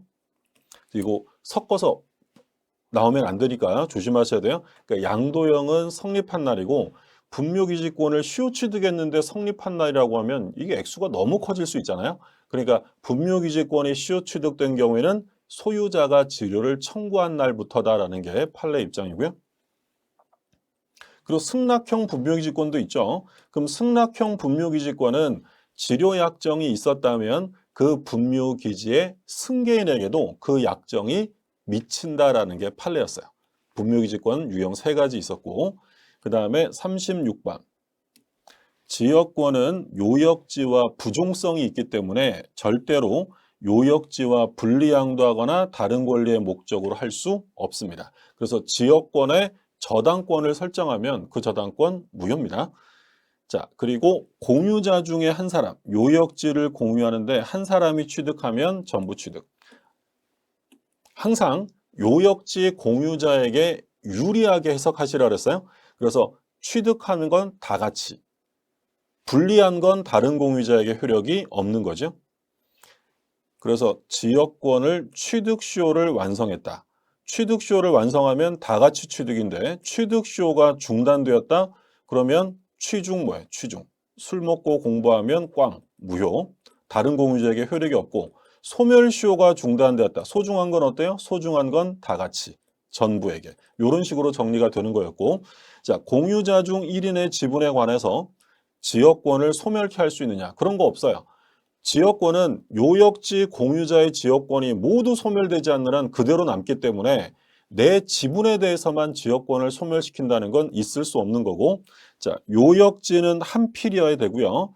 승역지는 일부라도 상관없는 거죠. 간단한 거지만 뭐 지역권은 워낙 범위가 좁기 때문에 지금 보시는 것처럼 나왔던 것들이 계속 나옵니다. 지역권은 계속되고 표현된 것만 시효 취득할 수 있다. 그러니까 지역권이라는 권리는 원래 점유를 수반하는 권리가 아니기 때문에 계속되고 표현된 경우에 한해서만 취득 시효가 돼요. 그래서 통행지역권을 시효 취득하려면 반드시 뭐가 있어야 돼? 통로, 직접 통로를 개설해야죠. 직접 통로를 개설해야 되고 그래야지 이제 계속되고 표현된 거죠. 그리고 두 번째, 불법 점유자는 시효 취득할 수 없어요. 두 번째는 그러니까 반드시 요역지를 적법 점유하고 있어야 돼요. 적법 점유자에게 인정하는 거니까 꼭 소유자가 아니라도 돼요. 지상권자, 전세권자 이런 사람들도 통행지역권 시효 취득할 수 있고요. 42번. 전세권의 존속기간 중에 자, 전세 목적물의 소유자가 바뀌었다. 자, 그러면 누가 책임져요? 양수인. 양도인은 면책, 아예 책임을 면하는 거고 양수인이 지위를 승계해서 책임집니다. 우리 시험에 한번 양도인과 양수인이 연대하여 책임진다 이렇게 틀리긴 했어요. 누구만 진다? 양수인만 집니다. 일부 전세권입니다. 건물 일부에 대한 전세권에서 전세금을 지체하고 있다. 반환 지체하면 전세권자는 건물 전부에 대해서 경매할 수 있느냐? 안 되죠. 워낙 중요한 판례고 일부 전세권자는 전부로부터 우선 변제는 받을 수 있죠. 근데 전부로부터 우선 변제는 돼도 전부를 경매할 수는 없다. 꼭 기억하실 중요한 내용이고요. 자, 44번부터는 이제 담보물권, 유치권이 시작이 되는데 44번부터는 잠시 휴식 좀 취하시고 제가 원래 말이 좀 되게 느린 편인데 제한된 시간에 하려다 보니까 말이 좀 빨랐어요. 저도 그래서 골이 띵한데 좀 쉬었다가 44번부터 이어서 보도록 하겠습니다. 자, 안녕하세요. 쉬는 시간이었어요. 저 어디 도망간 거 아니고. 자, 43번부터 다시 할게요. 43번부터 못 들으셨다고 하니까 43번부터 다시 시작을 하겠습니다. 지금은 잘 나오고 있죠? 예. 시작합니다. 43번. 건물자 일부에 대한 전세권이에요. 일부. 이거는 뭐 굉장히 중요한 거죠. 일부 전세권. 그러면 일부 전세권 나오면 전부로부터 우선 변제는 받을 수 있죠. 전부로부터 우선 변제는 받을 수 있는데 전부를 경매할 수 없다. 그러니까 이게 매년 번갈아 가면서 많이 나왔죠. 그러니까 어떤 애는 전부에 대한 우선 변제가 되느냐를 묻기도 하고 또는 어떤 애는 전부를 경매할 수 있느냐를 묻기도 하는데 딱 구별하셔야 돼요. 다른 사람이 경매하면 거기 묻어서 전부로부터 일부 전세권자도 우선 변제를 받을 수 있어요. 근데 주의하실 점은 자기가 전부를 경매 신청할 수 없다라는 점은 꼭 주의하셔야 되고 그럼 이제 44번부터는 이제 담보 물권이에요. 유치권, 이제 저당권 이렇게 이제 나올 텐데 일단 유치권이 인정되려면 채권과 목적물 사이에 결련성이 있어야 되는데 이 결련성이 있는 채권이냐 아니냐를 자주 출제합니다. 그러면 44번은 사실 5번도 마찬가지인데 뭐 나왔어요? 보증금 나왔죠, 보증금. 그럼 읽어볼 필요도 없어요. 보증금 나오면 무조건 안 되고 권리금 나와도 무조건 안 되고 그럼 가장 시험에 많이 나왔던 건 보증금, 권리금, 그리고 또 뭐예요? 매매대금. 보증금, 권리금, 매매대금 나오면 이런 건 유치권 인정될 수 없고 더 추가적으로 얘기하면 지상물 매수 청구나 부속물 매수 청구 가지고 유치권 안 되는 거고 또 의무 위반으로 인한 손해배상 채권 이런 것들은 유치권 인정되지 않습니다. 그래서 46번 보실까요? 46번에 보면 매매대금 나왔죠. 사실 앞에 내용 읽어볼 필요 없어요. 매매대금, 물품대금 뭐 이런 거 나오면 이것도 역시 계약에서 나온 거지 목적물과는 결련성이 인정될 수 없다. 그럼 결련성이 인정되는 대표적인 채권은 뭐가 있을까요? 수리비, 공사대금 또는 손해배상이 목적물 자체로부터 나오면 인정이 되고요. 또 비용, 필요비나 유익비 이런 것들은 결련성이 있는 채권이죠. 근데 최신 판례로 나왔던 거 하나 주의하시라고 한 건 뭐였냐면 결련성이 없는 채권이에요. 결련성이 없는 채권을 당사자의 약정으로 유치권에서의 피담보 채권으로 인정할 수 있느냐? 할 수 없다라는 게 중요한 판례였죠. 왜? 유치권은 약정 담보가 아니라 법정 담보예요. 법률이 정하는 요건을 갖춰야 성립하는 것이지 결련성이 있어야 한다라고 법률로 정해놨는데 약정으로 결련성 없는 채권을 유치권으로 만들 수는 없다라는 점 꼭 기억하시고요. 자, 그리고 유치권은 반드시 점유해야 되는데 채권자가 채무자를 직접 점유자로 해서 간접 점유하는 형식의 유치권은 성립할 수 없어요. 간접 점유를 해도 됩니다. 되는데 누구를 직접 점유로 만들어서는 안 된다. 채무자를 직접 점유자라는 건 절대 허용할 수 없다는 점. 자, 48번 볼게요. 유치권자는 변제받기 위하여 경매할 수 있다. 그러니까 여기서 오해하시는 게 유치권자는 경매 시에 우선 변제권이 없잖아요. 그러니까 경매권이 없다라고 오해하는 경우가 있는데 조심하셔야 돼요. 경매할 수 있습니다. 그리고 경매는 왜 해요? 변제받기 위한 거지. 우선 변제는 아니고 일반 채권자와 같이 변제받기 위해서 경매할 수 있다는 점 주의하시고 그리고 나와 있지는 않지만 유치권자의 의무도 챙겨 두셔야죠. 유치권자의 의무는 첫 번째 선관주의 의무가 있고 두 번째는 채무자의 승낙 없이 사용되어 담보 제공을 금지하고 있다라고 있어요. 근데 어떤 사용은 된다? 보존에 필요한 사용은 가능합니다. 이때 보존에 필요한 사용으로 봤던 대표적인 사건은 뭐야? 주택을 공사한 업자가 주택을 주거 용도로 사용하는 경우에는 보존에 필요한 사용이기 때문에 불법행위 손해배상의 문제는 생기지 않습니다. 다만 사용했다면 차임 상당의 액은 돌려줘야겠죠. 그리고 최신 판례로 또 조심하시라고 했던 건 뭐였냐면 채무자는 상당한 담보를 제공하고 유치권의 소멸을 청구할 수 있어요. 물론 이제 채무자만 하는 건 아니고 소유자도 할 수 있는데 이때 어느 정도 가치의 담보를 제공해야 되느냐가 중요했어요. 피담보 채권액과 유치물 가액이 있으면 둘 중에 무조건 큰 액수다, 작은 액수다. 무조건 작은 액수를 선택하면 된다라고 했어요. 거기까지 정리하시고 그 다음에 49번. 자, 49번은 뭐 간단한 문제죠. 저당권이 설정되면 설정 전이든 후든 부합물 종물에는 저당권이 미칩니다. 그런데 이건 강행 규정이 아니라 임의 규정이기 때문에 미칠 수 없다는 배제 약정을 할 수 있죠. 그리고 이 배제 약정은 등기해두면 제3자에게 대항할 수 있어요. 등기 없이는 대항할 수 없는 거니까 조심하시고 그 다음에 50번. 건물 소유를 목적으로 토지를 임차한 자가, 자, 토지를 임대차했대요. 그러면 저당권에서 토지 임대차했다, 지상권 설정했다 이런 말 나오면 물어볼 말은 뭐야? 그 건물 저당권은 어디에도 미친다. 건물 소유를 목적으로 한 토지 임차권 또는 지상권에도 미치는 거고요. 그리고 집합건물법상의 전유 부분의 저당권이 설정되었다면 나중에 취득하게 될 대지 사용권에도 미친다. 토지 임차권, 지상권, 대지 사용권 모두에 미치는 거고요. 자, 51번 볼게요. 저당 부동산에 대한 압류 이후에 저당권 설정자의 저당 부동산에 관한 차임 채권에도 저당권이 미칩니다. 그러니까 원래 과실에는 저당권이 미칠 수 없죠. 왜? 과실은 설정자가 점유하는 거니까 저당권이 미치지 않는 게 원칙이에요. 근데 언제부터는 미친다? 압류하면 미치고요. 그리고 법정 과실의 대표적인 게 뭐예요? 차임 채권. 그러니까 지문에서는 압류 이후에 과실에 미친다라고 표현하기도 하고 그 과실의 대표 주자인 차임 채권이라고 바꿔서 표현하는 것도 동일한 내용이니까 같이 묶어서 정리하시면 되겠고요. 자, 52번입니다. 저당권 설정자가 저당권 설정 후 건물을 축조하였으나 경매 당시 제3자가 건물을 소유하는 때는 일괄경매가 인정되지 않는다. 자, 일괄경매에 관한 문제예요. 그럼 일괄경매하면 요건이 떠올라야 돼요. 그 일괄경매가 인정되려면 첫 번째는 뭐예요? 나대지일 때 저당권이 설정돼야 돼요. 그래서 나대지의 저당권이라고 나오면 물어볼 말은 둘 중에 하나입니다. 첫 번째, 나대지의 저당권 써 있으면 법정지상권은 무조건 인정 안 돼요. 그럼 법정지상권이 인정 안 되면 건물 철거 위험이 생기잖아요. 그래서 뭐가 인정된다? 일괄경매가 인정돼요. 따라서 일괄경매가 인정되려면 첫 번째 요건은 나대지일 때 저당권이 설정돼야 되고 두 번째는 경매 실행할 때 그 건물은 반드시 저당권 설정자 소유의 건물이어야 돼요.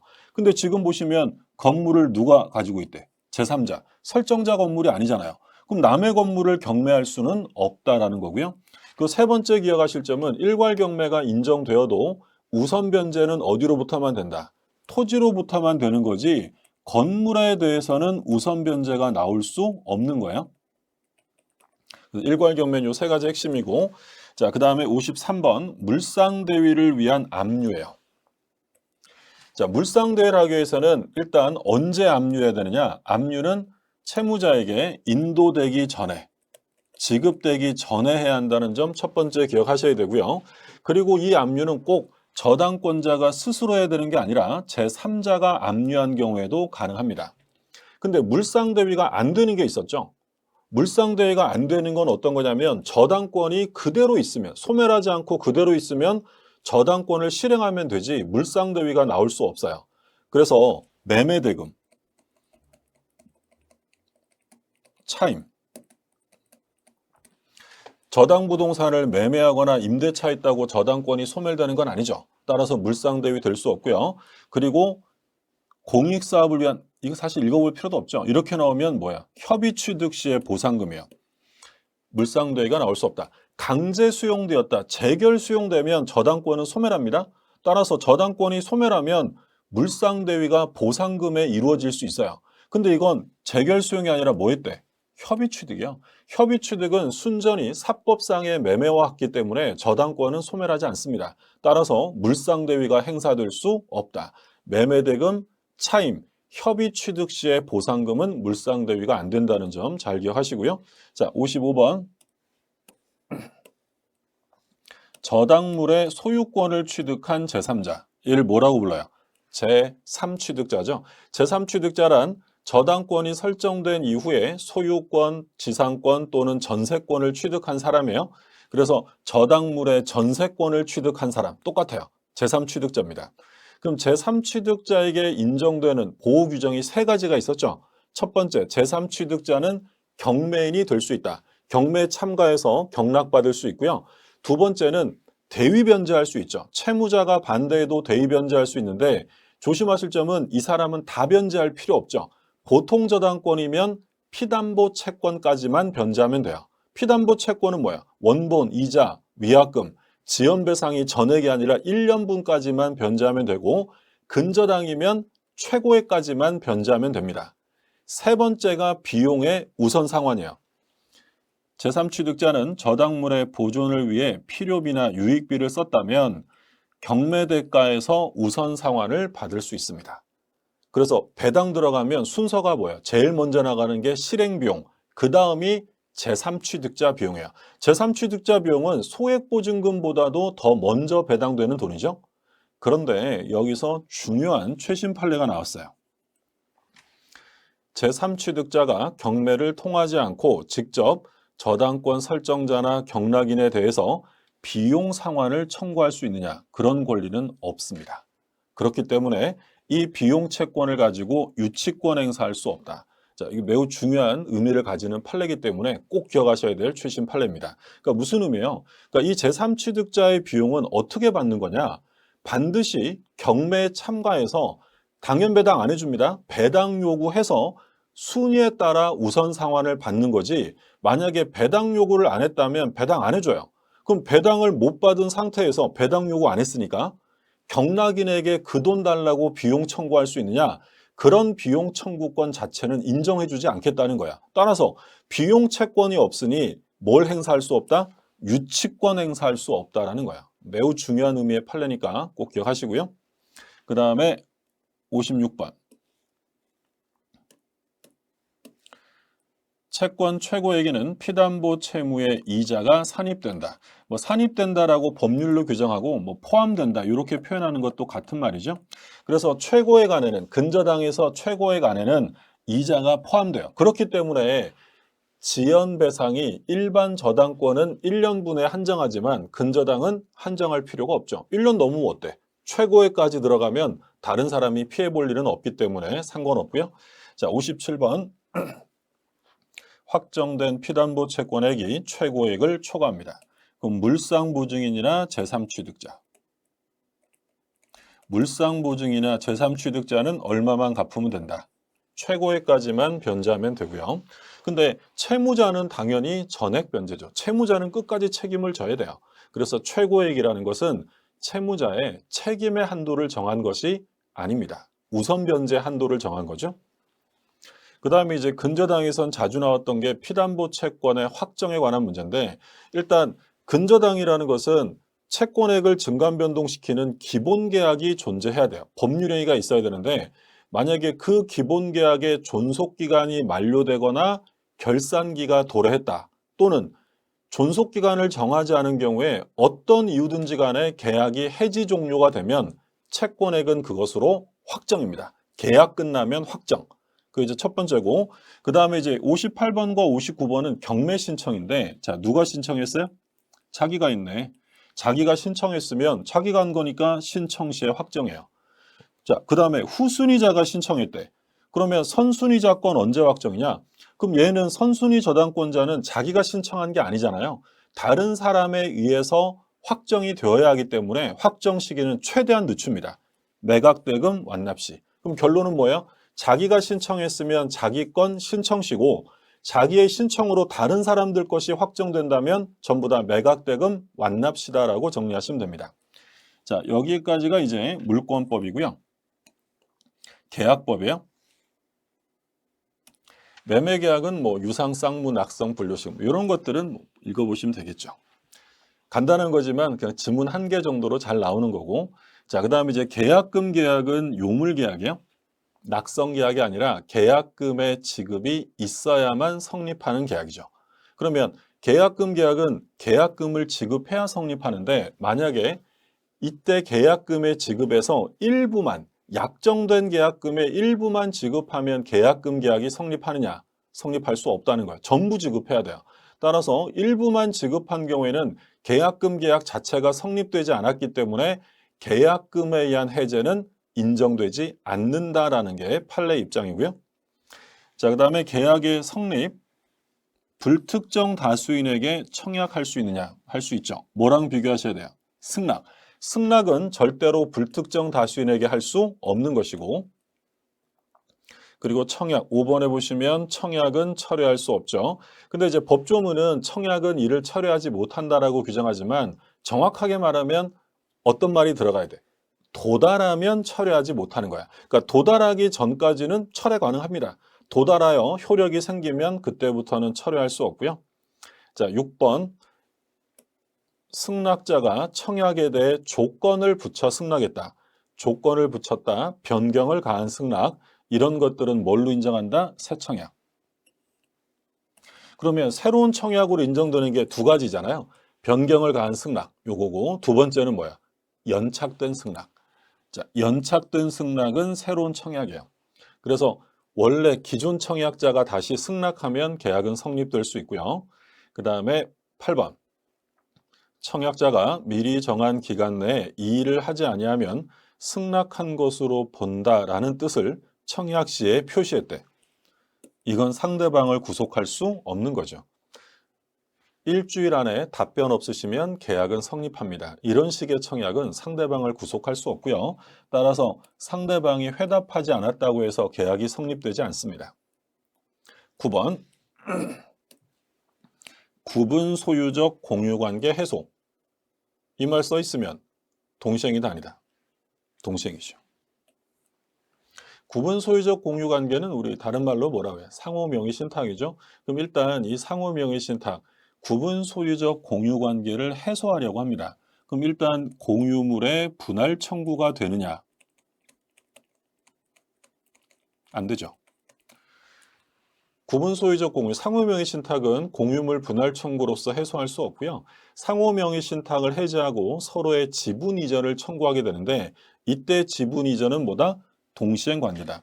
그러니까 사실 가운데 건 안 읽은 이유는 실제 시험장에서는 구분 소유적 공유 관계 해소가 동시행 파트에서 나왔다. 그럼 그냥 동시행이냐 아니냐 확인하시면 되고 또 예를 들어 경매가 무효가 되어 이런 말 써 있으면 동시행 관계가 아니다. 또는 권리금 회수기의 방해로 인한 손해배상 이런 말 써 있으면 동시행 관계 아니다. 그러니까 이런 것들은 우리가 수업 시간에 봤던 판례들 다시 한번 읽어보셔야 돼요. 그러니까 이것들은 시험에 잘 나오지만 출제자의 의도, 뭐 제도 모의고사 낼 때 이런 문제를 낸다는 건 시간 전략형 문제예요. 그러니까 여기서 고민하시면 안 되고 빠르게 체크할 수 있도록 여러 번 읽어보셔야 돼요. 10번도 중요했죠. 동시행 관계에 있는 채무 중에서 한 채무가 뭘로 바뀌었대? 손해배상으로 바뀐 거야. 그럼 동시행 관계는 소멸되어 여전히 존속해요. 여전히 반대급부와 동시행 관계는 존속한다라고 했죠. 11번. 임차권 등기 명령에 의해 등기된 임차권 등기 말소와 보증금 반환. 뭐부터 해야 돼요? 보증금 반환을 해야지. 먼저 해야지. 동시행 관계 있지 않다라고 했고 또는 토지거래 허가구역에서 협력 의무 이행과 대금 지급이 동시행이냐? 아니죠. 뭐부터 해야 돼요? 협력 의무를 이행해서 허가를 받은 다음이라야 대금 지급 의무가 생기는 거지 동시행 관계가 될 수 없습니다. 그 다음에 12번. 갑과 을의 매매계약 체결 후에 자 후발적이에요. 책임 없는 사유로 갑의 인도가 불능이 되었다. 자 그러면 일단 후발적 불능이니까 계약은 유효하죠. 그런데 책임 없이 불능이 되었으니까 이건 채무 불이행의 문제가 아니라 무슨 문제예요? 이건 위험부담의 문제, 위험부담. 그러면 이게 위험부담의 문제라고 한다면 조심하셔야 되는 게 어떤 말 써 있으면 무조건 틀린다 그랬어요. 해제, 손해배상 이런 말 써 있으면 무조건 틀리는 거예요. 이건 대가 위험을 누가 부담할 거냐라는 것의 문제지 채무 불이행의 문제가 아닌 거예요. 따라서 위험 부담은 누가 한다? 채무자가 하는 것이니까 대금 청구할 수 없어요. 그러면 매도인은 내 건물은 불탔지만 대금 못 받고 끝나는 거예요. 이렇게 법률 관계가 종료되는 게 원칙이에요. 근데 만약에 매수인이 그 건물이 화재보험에 들어있어서 보험금을 주세요 라고 청구할 수 있죠. 그걸 우리 뭐라 그랬어요? 대상 청구예요. 그러면 갑의 채무가 쌍방 귀책 사유 없이 불능이 된 경우에 이미 대금을 지급을 했어요. 그러면 매도인은 이거 위로금이라 그랬어요? 돌려줘야 돼. 돌려줘야지. 그러니까 12번, 13번이 기본적으로 채무자 위험부담주의에 따라서 채무자는 대금을 받을 수 없기 때문에 이미 받은 돈은 돌려주는 거야. 근데 14번 보세요. 강제 수용되어서 매수인이 보상금에 대한 대상 청구권 또는 화재로 소실되었을 때 그 화재 보험금을 나에게 넘겨달라고 한다면 매도인도 뭘 받아야 돼요? 당연히 매매대금 받아야죠. 관계 이해되셨죠? 정리하시고. 그런데 이제 매수인이 위험 부담하는 경우가 두 가지. 수령 지체 그리고 채권자의 귀책 사유. 채권자 지체나 또는 채권자의 귀책 사유가 나오면 대금 청구할 수 있다. 이게 이제 위험 부담에 관한 문제 전부죠. 잘 나오는 내용이지만 내용은 아주 단촐해요. 원칙과 예외 구별해서 정리하시면 되겠고요. 그 다음에 이제 사례 문제가 나오는데 매도인 갑과 매수인 을이 계약을 하면서 대금을 병에게 지급하기로 했다. 그럼 이제 요약자가 갑이고요. 얘가 요약자, 얘가 낙약자, 얘가 수익자. 그러니까 구조는 갑, 을, 병 이런 구조로 되는 거예요. 그러면 을이 상당 기간을 정해서 수익 여부의 확답을 최고했는데 확답을 못 받았다. 도달주의자. 아까 우리 받지 못하면이 아니라 바라지 않으면은 어디서 한번 나왔어요. 바라지 않으면은. 그건 무권 대리 최고 확답만 바라지 않으면이고 나머지는 다 받지 못하면요. 수익이 아니라 뭐다? 거절이다. 을은 갑과의 계약, 갑과 을의 관계야. 요약자와 낙약자 관계. 제3자를 위한 계약이란 갑과 을의 계약을 말하는 거잖아요. 그러면 갑을 사이에서 생긴 문제면 이 모든 걸 가지고 을은 병에게 대항할 수 있어요. 그게 보상관계, 기본관계죠. 근데 만약에 갑병 간의 관계, 얘네 둘의 관계가 나오면 이거 가지고는 대항할 수 없는 거죠. 그러니까 제일 중요한 게 갑을의 관계냐, 갑병의 관계냐. 갑과 을의 관계에서는 다 대항할 수 있고 갑병 관계에서는 대항 못합니다. 자, 보세요. 을은 갑과의 계약에 기한 항변이요. 당연히 대항할 수 있죠. 갑을 나오면 무조건 항변할 수 있다, 대항할 수 있다, 거절할 수 있다로 끝나는 거고요. 그러면 갑이 을에게 매매 계약에 따른 이행을 하지 않았어요. 갑이 부동산을 안 줬대. 그럼 을은 대금 줘요? 거절할 수 있어요. 당연히 을은 대금 거절할 수 있죠. 갑을 관계는 끝에 무조건 대항할 수 있다, 거절할 수 있다. 이 문제고. 근데 20번은 갑과 병 사이라고 써 있네요. 그럼 요약자와 수익자의 내부 관계, 대가 관계야. 갑병 관계 나오면 마지막에 대항할 수 없다.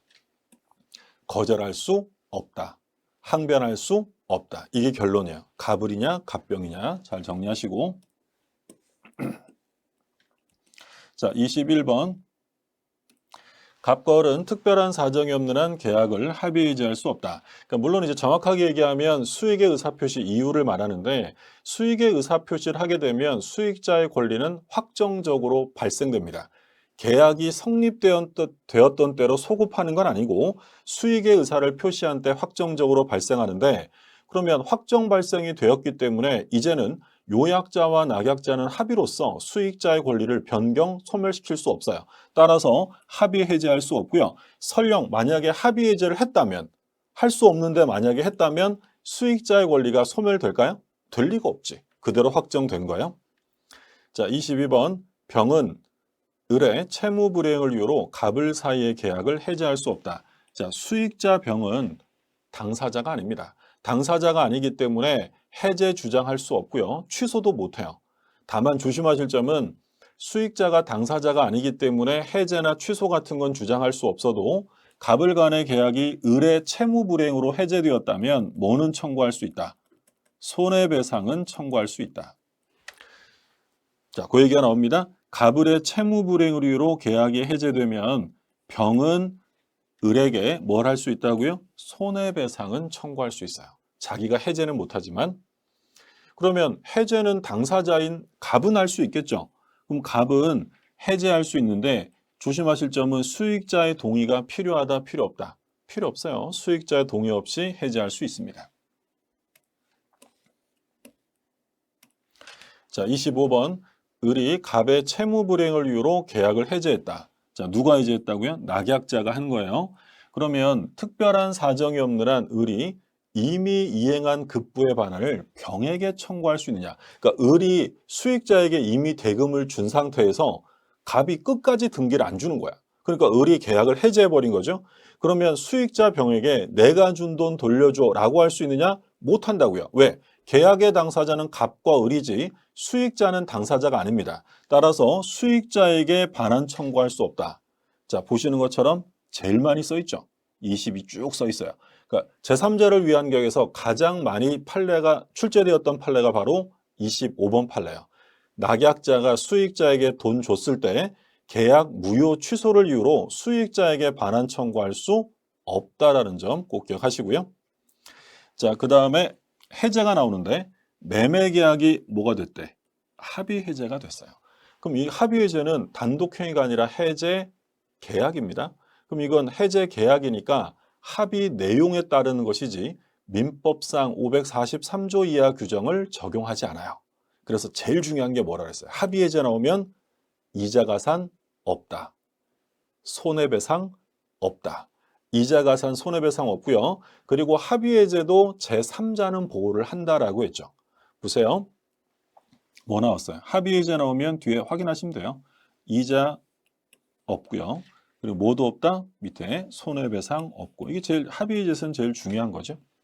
그리고 합의 해제도 민법의 규정은 적용하지 않지만 제3자는 보호를 한다라고 했어요. 자, 29번 볼게요. 매도인의 책임 있는 사유로 이행 불능이 되었다. 그럼 뭐가 필요 없다? 최고. 뭐 다 필요 없죠. 이행기를 기다릴 필요도 없고요. 반대급부에 이행 제공을 할 필요도 없습니다. 그냥 바로 해제하면 되죠. 그러니까 이행지체, 가장 채무불행의 대표적인 게 이행지체잖아요. 그럼 이행이 지체되고 있으면 바로 해제할 수는 없고 뭘 해야 돼요? 상당 기간을 정해서 최고해야 됩니다. 그럼 이때 상당 기간을 정해서 최고를 해야 되는데 이때 최고는 상당 기간에 미달한다 하더라도 무효가 되는 건 아니에요. 다만 상당 기간이 경과해야 해제권이 발생할 것이고 두 번째, 일정 기간을 미리 명시할 필요 없습니다. 며칠까지 이런 거 정할 필요 없어요. 빨리 줘 하면 이것도 최고라고 했죠. 그래서 이행지체는 원래 최고해야 되는데 지체임에도 불구하고 최고하지 않아도 되는 경우가 있었죠.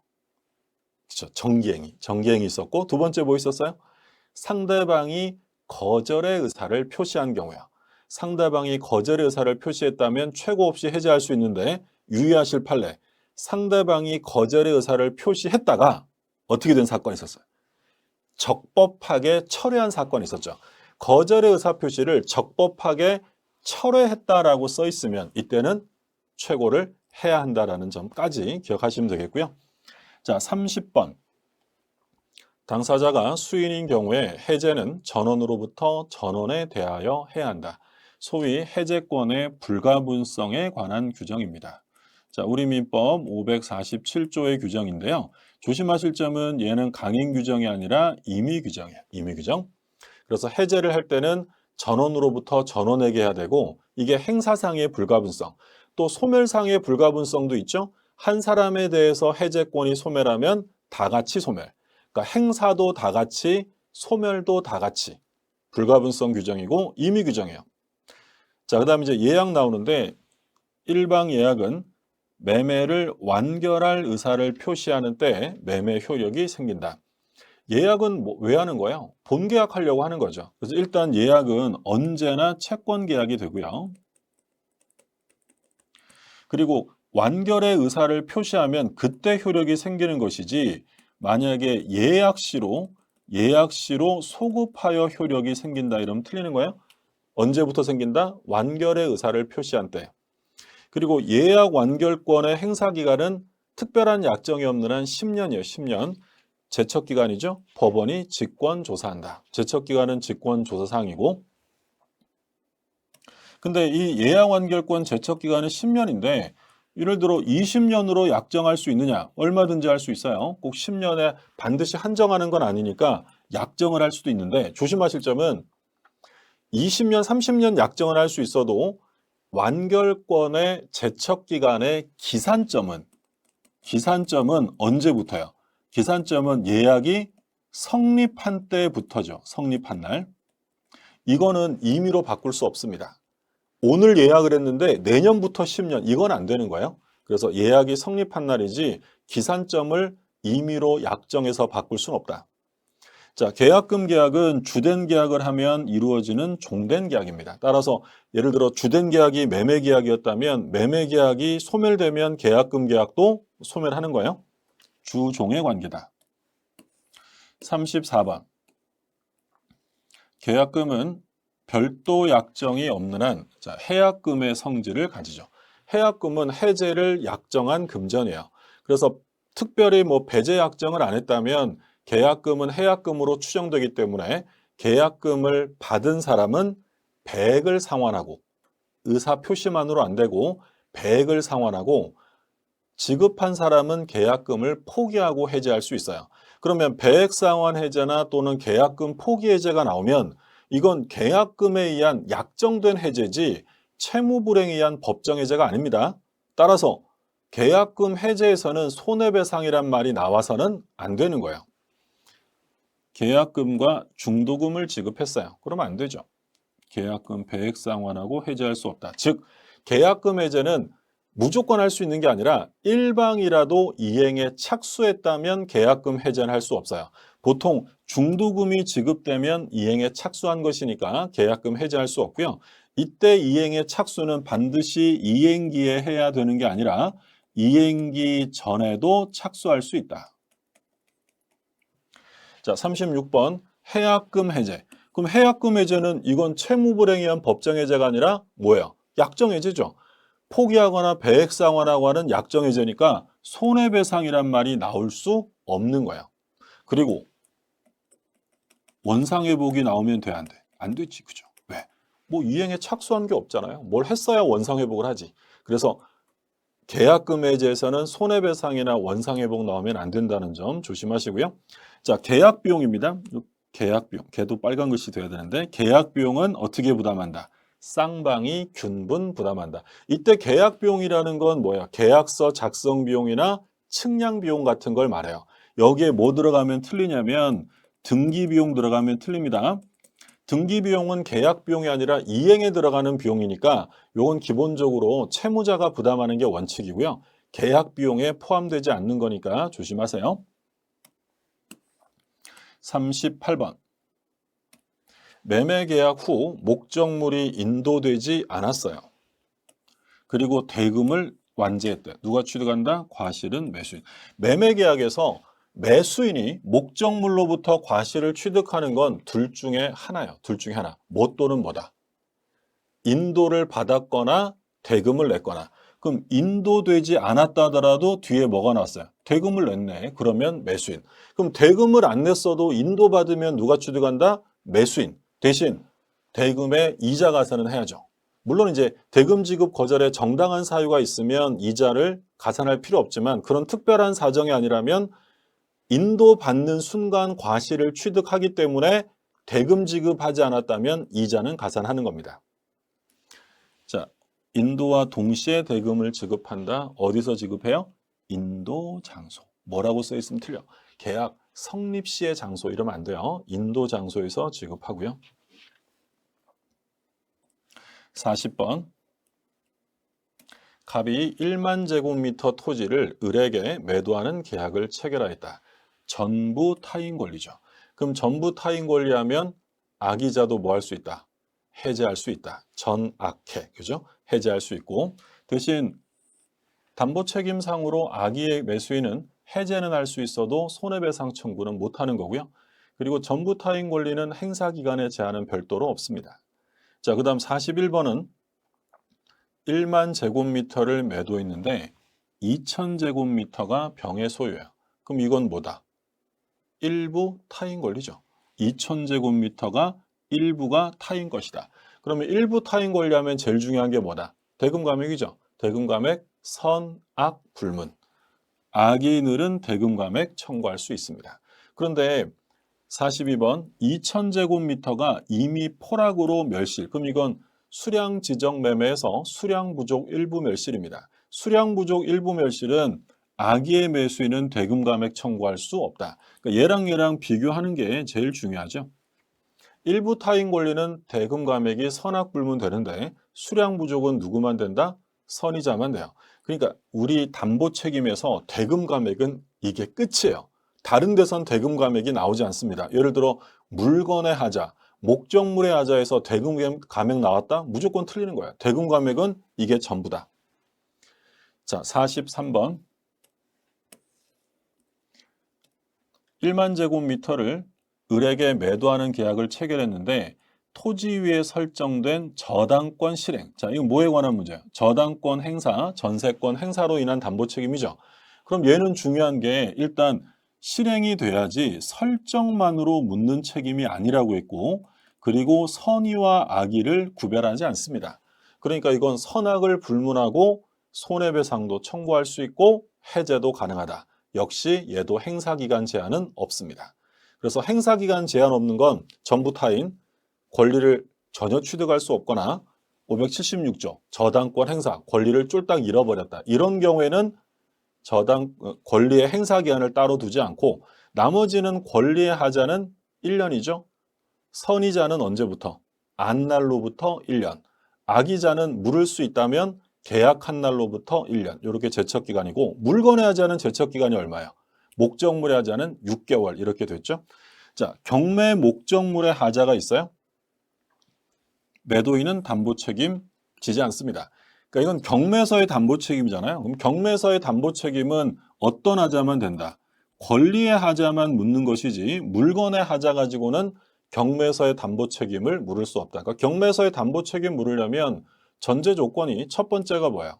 첫 번째가 경매는 반드시 유효해야 돼요. 무효면 안 돼. 반드시 유효해야 되고 두 번째는 어떤 하자다? 권리 하자. 자, 그 다음에 45번. 환매특약은 매매계약과 동시에 해야죠. 동시에. 만약에 매매계약을 하고 시간이 지난 다음에 다시 사오기로 하면 그건 재매매 이야기고요. 환매에서 제일 기본은 동시에요. 그리고 부동산의 기간은 몇 년? 부동산 5년, 동산 3년인데 한 번 정하면 절대로 뭐 할 수 없다. 연장할 수 없고요. 자, 47번. 다른 약정이 없는 한 당사자는 목적물 하자에 대한 담보 책임을 진다. 그러니까 요건 이제 교환계약인데 교환계약이란 말이 빠졌네요. 그렇죠? 왜? 교환계약은 유상 쌍무계약이잖아요. 그럼 교환계약의 경우에 유상 쌍무계약이니까 일단 유상계약이니까 담보 책임지는 거고 그리고 교환계약은 쌍무계약이니까 역시 동시행의 항변권이나 위험부담의 문제는 동일하게 생깁니다. 48번. 건물 임대차에서 임차인이 증축 부분에 대한 원상회복 의무를 면하는 대신 유익비 청구를 포기하는 약정은 유효하다. 임대차에서 비용에 관한 규정은 강행 규정이 아니라 임의 규정이죠. 그래서 필요비는 언제 청구해요? 즉시. 유익비는 종료시. 행사기간은 얼마? 6개월. 언제부터? 임대인이 반환받은 날. 종료한 날이라고 하면 틀려요. 반환받은 날로부터 6개월이고 임의 규정이고 비용은 유치권 행사할 수 있다. 5가지. 필요비 즉시, 유익비 종료 시, 행사기간 6개월, 반환받은 날로부터, 그리고 임의 규정이고 유치권 가능. 그러니까 포기 특약 가능한 거죠. 그러니까 보통 그래서 원상복구 특약을 했다면 비용을 포기한 거니까 뭘 행사할 수 없어요. 유치권 행사할 수 없지. 포기 특약을 했으니까. 그리고 부속물 매수가 나오죠. 임차인의 권리, 지상물 매수, 부속물 매수 매우 중요한데 부속물 매수는 일단 언제 하는 거냐면 존속 중엔 못합니다. 임대차 종료해야 되고 반드시 독립성이 있어야 돼요. 구성 부분이 되어버리면 그건 이미 부합된 것이니까 부속물 매수의 객체가 될 수 없는 거죠. 그리고 만약에 일시사용, 특수목적 이런 말 써 있으면 무조건 부속물 매수는 안 되는 겁니다. 그리고 토지 임차인은 행사할 수 없고요. 건물 또는 공작물, 건물 임차인이 행사하는 권리죠. 근데 이건 강행 규정이니까 부속물 매수를 인정하지 않는 약정을 하면 그건 무효입니다. 근데 이게 아무리 무효라더라도 만약에 차임을 안 내는 바람에 의무 위반으로 해지되었다면 그때는 행사할 수 없어요. 그 다음에 51번. 건물 소유를 목적으로 하는 토지 임대차에서 건물 매수를 배제하는 약정. 다른 말로 하면 지상물 매수 청구 포기 약정, 건물 철거 특약이죠. 무효입니다. 그래서 부속물 매수, 지상물 매수는 대표적인 강행 규정이다. 역시 아무리 강행 규정이라 하더라도 채무 불이행으로 종료되었다, 해지되었다면 매수 청구할 수 없습니다.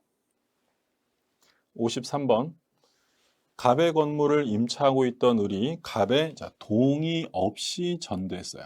그럼 일단 동의 없이 전대 계약을 했다. 이 전대나 양도 계약이 무효냐 유효냐라고 물으면 유효해요. 동의는 임대인의 동의는 효력 요건이 아니죠. 대항할 수 있는 요건일 뿐입니다. 그러면 병은 동의 없이 사용하는 사람이니까 얘는 불법 점유자인데 그렇다면 갑이 임대차 계약이 존속하는 동안에 병에게 차임 상당의 손해배상이나 부당이득 반환 청구할 수 있느냐? 할 수 없어요. 왜? 임대차가 중요한 말은 뭐야?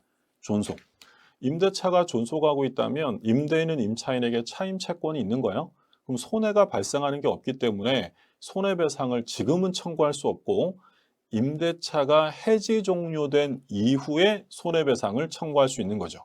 그래서 존속하는 동안에는 할 수 없다는 점 주의하시고요. 자, 여기까지가 이제 민법이고, 이제 민사특별법, 주임법부터 볼게요. 1번.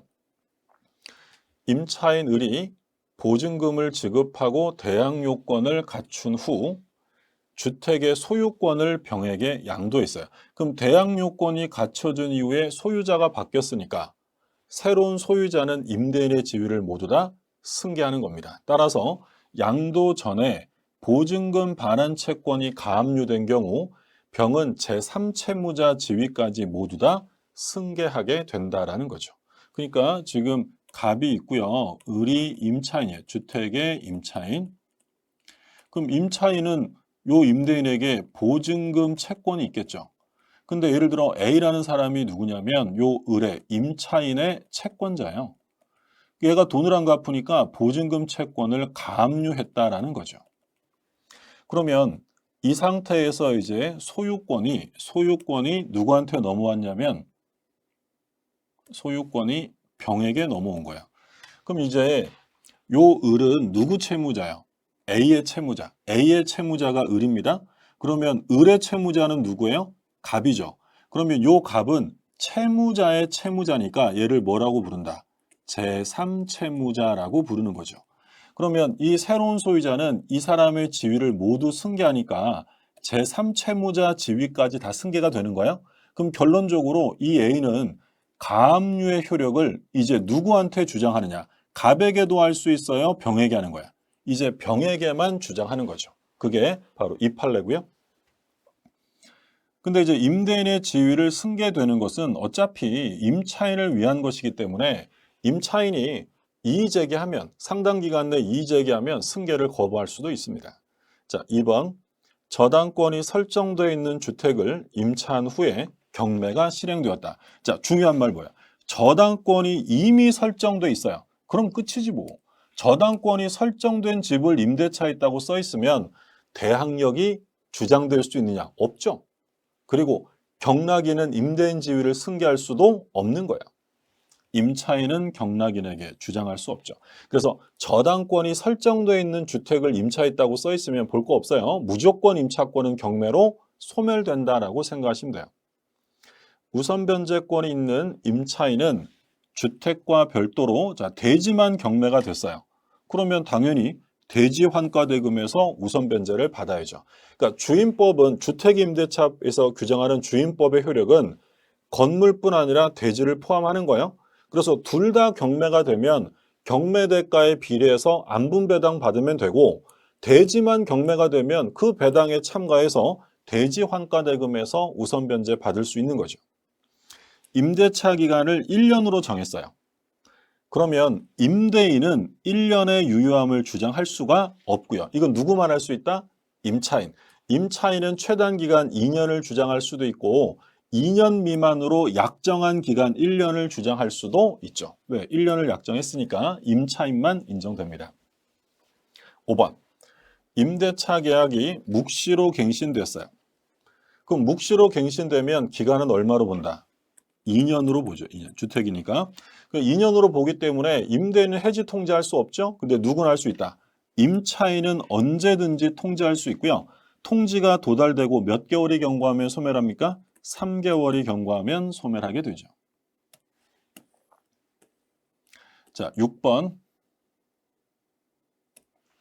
임차인의 계약갱신 요구 이후에 임차주택을 양수하여 임대인의 지위를 승계한 자는 주택에 실거주한다는 사유를 들어 임차인의 계약갱신 요구를 거절할 수 있다. 자, 요건 기출 표시가 없어요. 기출 표시가 없다는 건 새로 나온 판례인데 매우 중요합니다. 그래서 기출된 적은 없지만 집어넣은 거예요.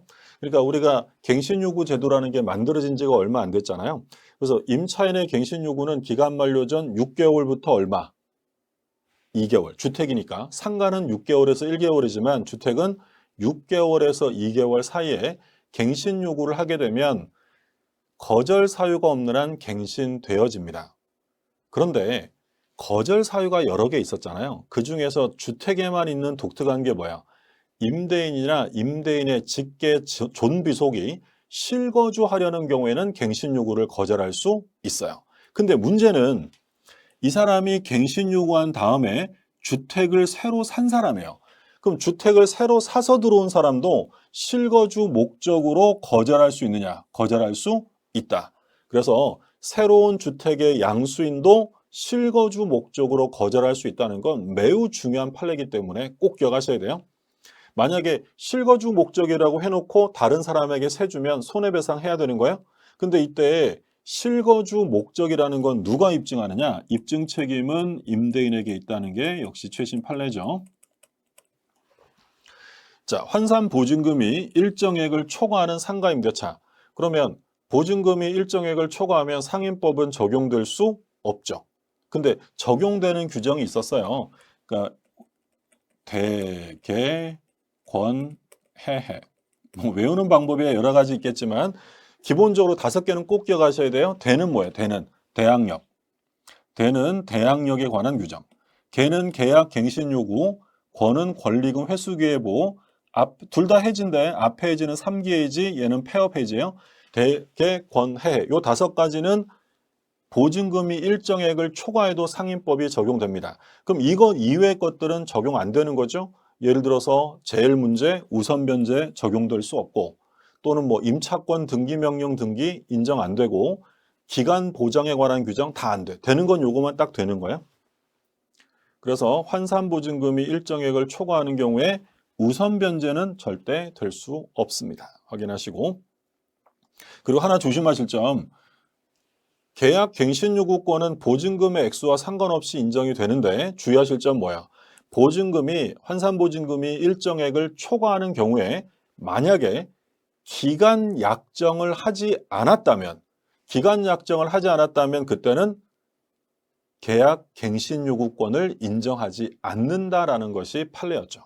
같이 기억해 두시고. 자, 인도를 받고 사업자 등록을 신청하면 신청한 다음 날부터 대항력이 생겨요. 언제 다음 날이라고요? 신청한 다음 날. 뭐라고 써있으면 틀려? 사업자 등록증을 교부받은 다음 날 틀려요. 신청한 다음 날이라는 거 조심하시고. 자, 9번 보죠. 최초 임대차를 포함한 전체 임대차 기간을 초과해서 그러니까 현행법에 따르면 10년이죠. 상가는 10년입니다. 계약 갱신 요구권을 행사할 수 없는 경우라도 권리금 회수기의 보험료를 부담한다. 역시 기출 표시가 없어요. 최신 판례지만 매우 중요합니다. 그래서 원래 뭐 상가의 경우에는 3기 차임을 연체한 사실이 있었다든지 고의 또는 중대한 과실로 임차물을 파손했다든지 이런 사람한테는 권리금 회수기의 보호가 안 돼요. 근데 이건 지금 임대차 기간 10년을 다 써서 더 이상 기간이 완성되어서 갱신 요구할 수 없는 상태죠. 이런 경우에는 권리금 회수 기회를 보호해 주어야 한다라는 판례입니다. 꼭 기억하시고. 자, 집합 건물이에요. 공용 부분은 등기라는 게 따로 없죠. 전유 부분 넘어가면 당연히 공용 부분 같이 가는 거지 별도 등기하지 않습니다. 자, 11번 구분 건물의 전유 부분. 자, 이건 우리 저당권 할 때 얘기한 거죠. 전유 부분의 저당권이 설정됐다. 어디에 미쳐요? 대지 사용권에도 미친다. 자, 12번 관리인입니다. 관리인은 관리단을 대표하는 기관이죠. 부분 소유자일 필요가 없다. 그러니까 얘는 뭐 임차인이라도 상관없어요. 상관없는데 임기는 얼마다? 2년 범위에서 규약으로 정하게 됩니다. 다만 이제 구별하실 점은 관리위원회, 위원은 구분 소유자 중에서 뽑는 거죠. 그러니까 관리는 관리위원회 구성원이 될 수 없다라고 했던 것까지 같이 묶어서 이해해 두시고요. 자, 재건축은 뭐 얼마? 5분의 4. 근데 이제 법이 개정되어서 재건축 중에서 콘도 재건축이 있었죠. 콘도 재건축은 얼마다? 3분의 2. 이건 의결정족수는 뭐 어쩔 수 없죠. 암기하셔야 됩니다. 그래서 꼭 좀 주의하실 암기사항은 공용부분 변경이에요. 공용부분 변경은 얼마가 동해야 돼요? 원칙은 3분의 2. 근데 권리 변동 있는 공용부분, 권리 변동 있는 공용부분 변경은 5분의 4. 또 작년에 개정된 조문이 있었어요. 집회 결의를 열지 않고 서면 결의하는 경우죠. 서면 결의나 전자적 방법으로 결의하는 경우에는 이게 작년까지는 5분의 4였는데 4분의 3으로 바뀌었다는 점 조심하시고. 자, 14번입니다. 매매대금 가담법 적용될 수 없죠. 가담법은 소비대차의 부수에서 이루어지는 것이기 때문에 빌린 돈, 차용금이 아니라면 가담법은 적용될 수 없는 것이고요. 그리고 가담법이 적용되려면 예약 당시 가액, 그러니까 예약 설정할 당시, 예약 당시 가액이랑 목적물의 가격을 비교했을 때 어느 게 더 커야 돼요? 목적물의 가액이 더 커야 돼요. 만약에 예약 당시 가액의 목적물이랑 빌린 돈 중에서 빌린 액수가 더 크면 가담법은 적용될 수 없으니 실행통지란 말도 나오지 않는 거야. 자, 15번 경매. 가담법에서 제일 반가운 단어 경매라고 했죠. 경매가 실행되면 담보가등기는 저당권으로 봅니다. 따라서 가등기 담보는 소멸하는 것이고 무조건 소멸이에요. 본등기한다 이런 말 썼으면 틀리는 거고. 그리고 가등기 담보권자가 귀속 청산을 위해서 청산금의 평가액을 통지하는데 통지했다면 채권자는 다툴 수 없어요. 채무자는 다툴 수 있죠. 채무자는 정당한 청산금을 주지 않으면 나는 본등기 안 해줄 거야 라고 다툴 수 있지만 채권자는 다툴 수 없고요. 담보권 실행을 통지하는데 청산금이 없어요. 그러니까 이건 통지 당시를 말하는 거지. 통지 당시에 뺄 거 다 빼고 나니까 남는 돈이 없어요. 그럼 안 알려줘도 돼? 알려줘야 돼? 알려줘야죠. 통지해야 합니다. 그리고 18번이 가담법에서는 뭐 제일 중요한 조문이죠. 후순위자는 청산기간 내에 한해서 변제기 전이라도 경매할 수 있다. 두 가지 다 중요합니다. 청산기간 넘으면 안 돼요. 청산기간 내에 한정해서 변제기 전이라도 경매할 수 있다. 자, 그 다음에 양도담보권자가 담보부동산을 누구한테 팔았어요? 선의의 제3자에게. 그런 말소를 구할 수 없다. 그러니까 원래 담보 설정자, 채무자는 청산금을 받기 전까지는 변제하고 말소를 구할 수 있어요. 언제까지라고요? 청산금을 받을 때까지. 청산 기간까지가 아니라 청산금을 받을 때까지는 변제하고 말소를 구할 수 있는데 안 되는 경우가 두 가지죠. 몇 년이 지나면. 변제기로부터 10년이 경과하거나 누가 취득하면 선의의 제3자가 취득하면 이때는 말소를 구할 수 없습니다. 자, 명의신탁이 무효예요. 무효. 그러면 해지란 말 나오면 무조건 안 된다 그랬죠. 해지는 언제 쓰는 말이나 명의신탁이 유효할 때 쓰는 말이기 때문에 무효인 명의신탁인데 해지하고 이전을 청구한다. 이건 그냥 보너스 지문이에요. 무조건 안 되는 거지. 자, 3자간 등기 명의신탁입니다. 자, 3자간이면 누가 계약을 한 거야? 신탁자가 요 명의신탁 약정을 하고 요 병이라는 사람과 매매 계약을 하고 등기가 이렇게 넘어가는 거죠. 요게 3자간이고 계약형은 뭐야? 갑이 을에게 매수자금 줘서 수탁자가 명의신탁을 한 수탁자가 얘랑 매매 계약을 하고 등기를 받아오는 것. 그래서 기본적으로 3자간이냐 계약형이냐는 신탁자가 매매 계약을 했느냐 수탁자가 했느냐 요걸 가지고 구별하는 거죠. 그러면 3자간 등기 명의신탁에서 요 신탁자가 수탁자를 상대로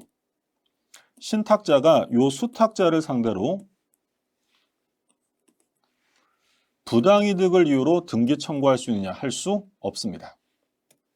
이거 어떻게 해야 돼요 그러면? 얘는 자, 이 명의신탁은 당연히 무효고 매매계약은 유효죠. 등기는 어때요? 실체관계가 없으니까 무효지. 그럼 누가 소유자다? 여전히 병이 소유자야. 그러면 이 을에게 직접 말소를 구할 사람, 직접 등기 내놓을 할 사람은 병이죠. 그러면 이 갑은 어떻게 돼? 병을 대위에서 말소시키고 받아와야지 부당이득을 이유로 등기 청구할 수 없어요. 갑은 손해본 게 없으니 부당이득이라는 문제도 생기지 않습니다. 자, 두 가지는 계약형이에요. 매도인이 선인 경우에 명의신탁은 당연히 무효고 현행법상은 부부, 종중, 종교단체 이런 말 안 나오면 명의신탁은 무효입니다. 매매계약은 어때요? 매매계약은 유효하고 등기도 유효. 만약에 매도인이 악이면 이 매매와 등기를 무효화시키지만 계약형에서 매도인이 선이면 등기는 유효한 거야. 그럼 누가 소유자가 되는 거야? 을이 소유자가 되는 거지. 을이. 갑은 을에게 뭐 받아야 돼요? 매수자금 받아야죠. 그러면 이 갑이 매수자금 안 주면 부동산 못 주지라고 유치권 행사할 수 있느냐? 당연히 매매대금 가지고 유치권 행사할 수 없는 거예요. 그리고 하나 또 조심하실 점, 매매가 아니라 경매를 통해 을이 낙찰을 받았다라고 하면 이 소유자가 악이라 하더라도 등기는 유효죠. 만약에 계약형 명의신탁에서 이 취득의 원인이 매매라면 얘가 악이면 이거 무효입니다. 근데 매매가 아니라 뭐라면 경매라면 악이라 하더라도 유효가 된다라는 점까지 정리를 해두시면 되겠고요. 자, 이렇게 해서 오늘 준비한 내용들을 다 정리했습니다. 오늘 제가 처음 하는 거라서 약간 기술적인 문제가 있었을 수 있는데 좀 양해 좀 부탁드리고요. 이제 시험이 며칠 안 남았잖아요. 너무 긴장하지 마시고, 긴장이라는 건 합격에 이르는 과정이니까 긴장을 좀 즐기시면서 이제 곧 합격증 받으러 가는 날만을 기다립시다. 여러분 고생 많으셨고요. 이번 시험에서도 절대 욕심내지 마시고 내가 아는 거는 정확하게 마치겠다. 이런 마음으로 실수 안 하시면 됩니다. 여러분 공부 열심히 하셨으니까 충분히 합격할 수 있습니다. 여러분 끝까지 힘내시기 바랍니다. 화이팅! 감사합니다.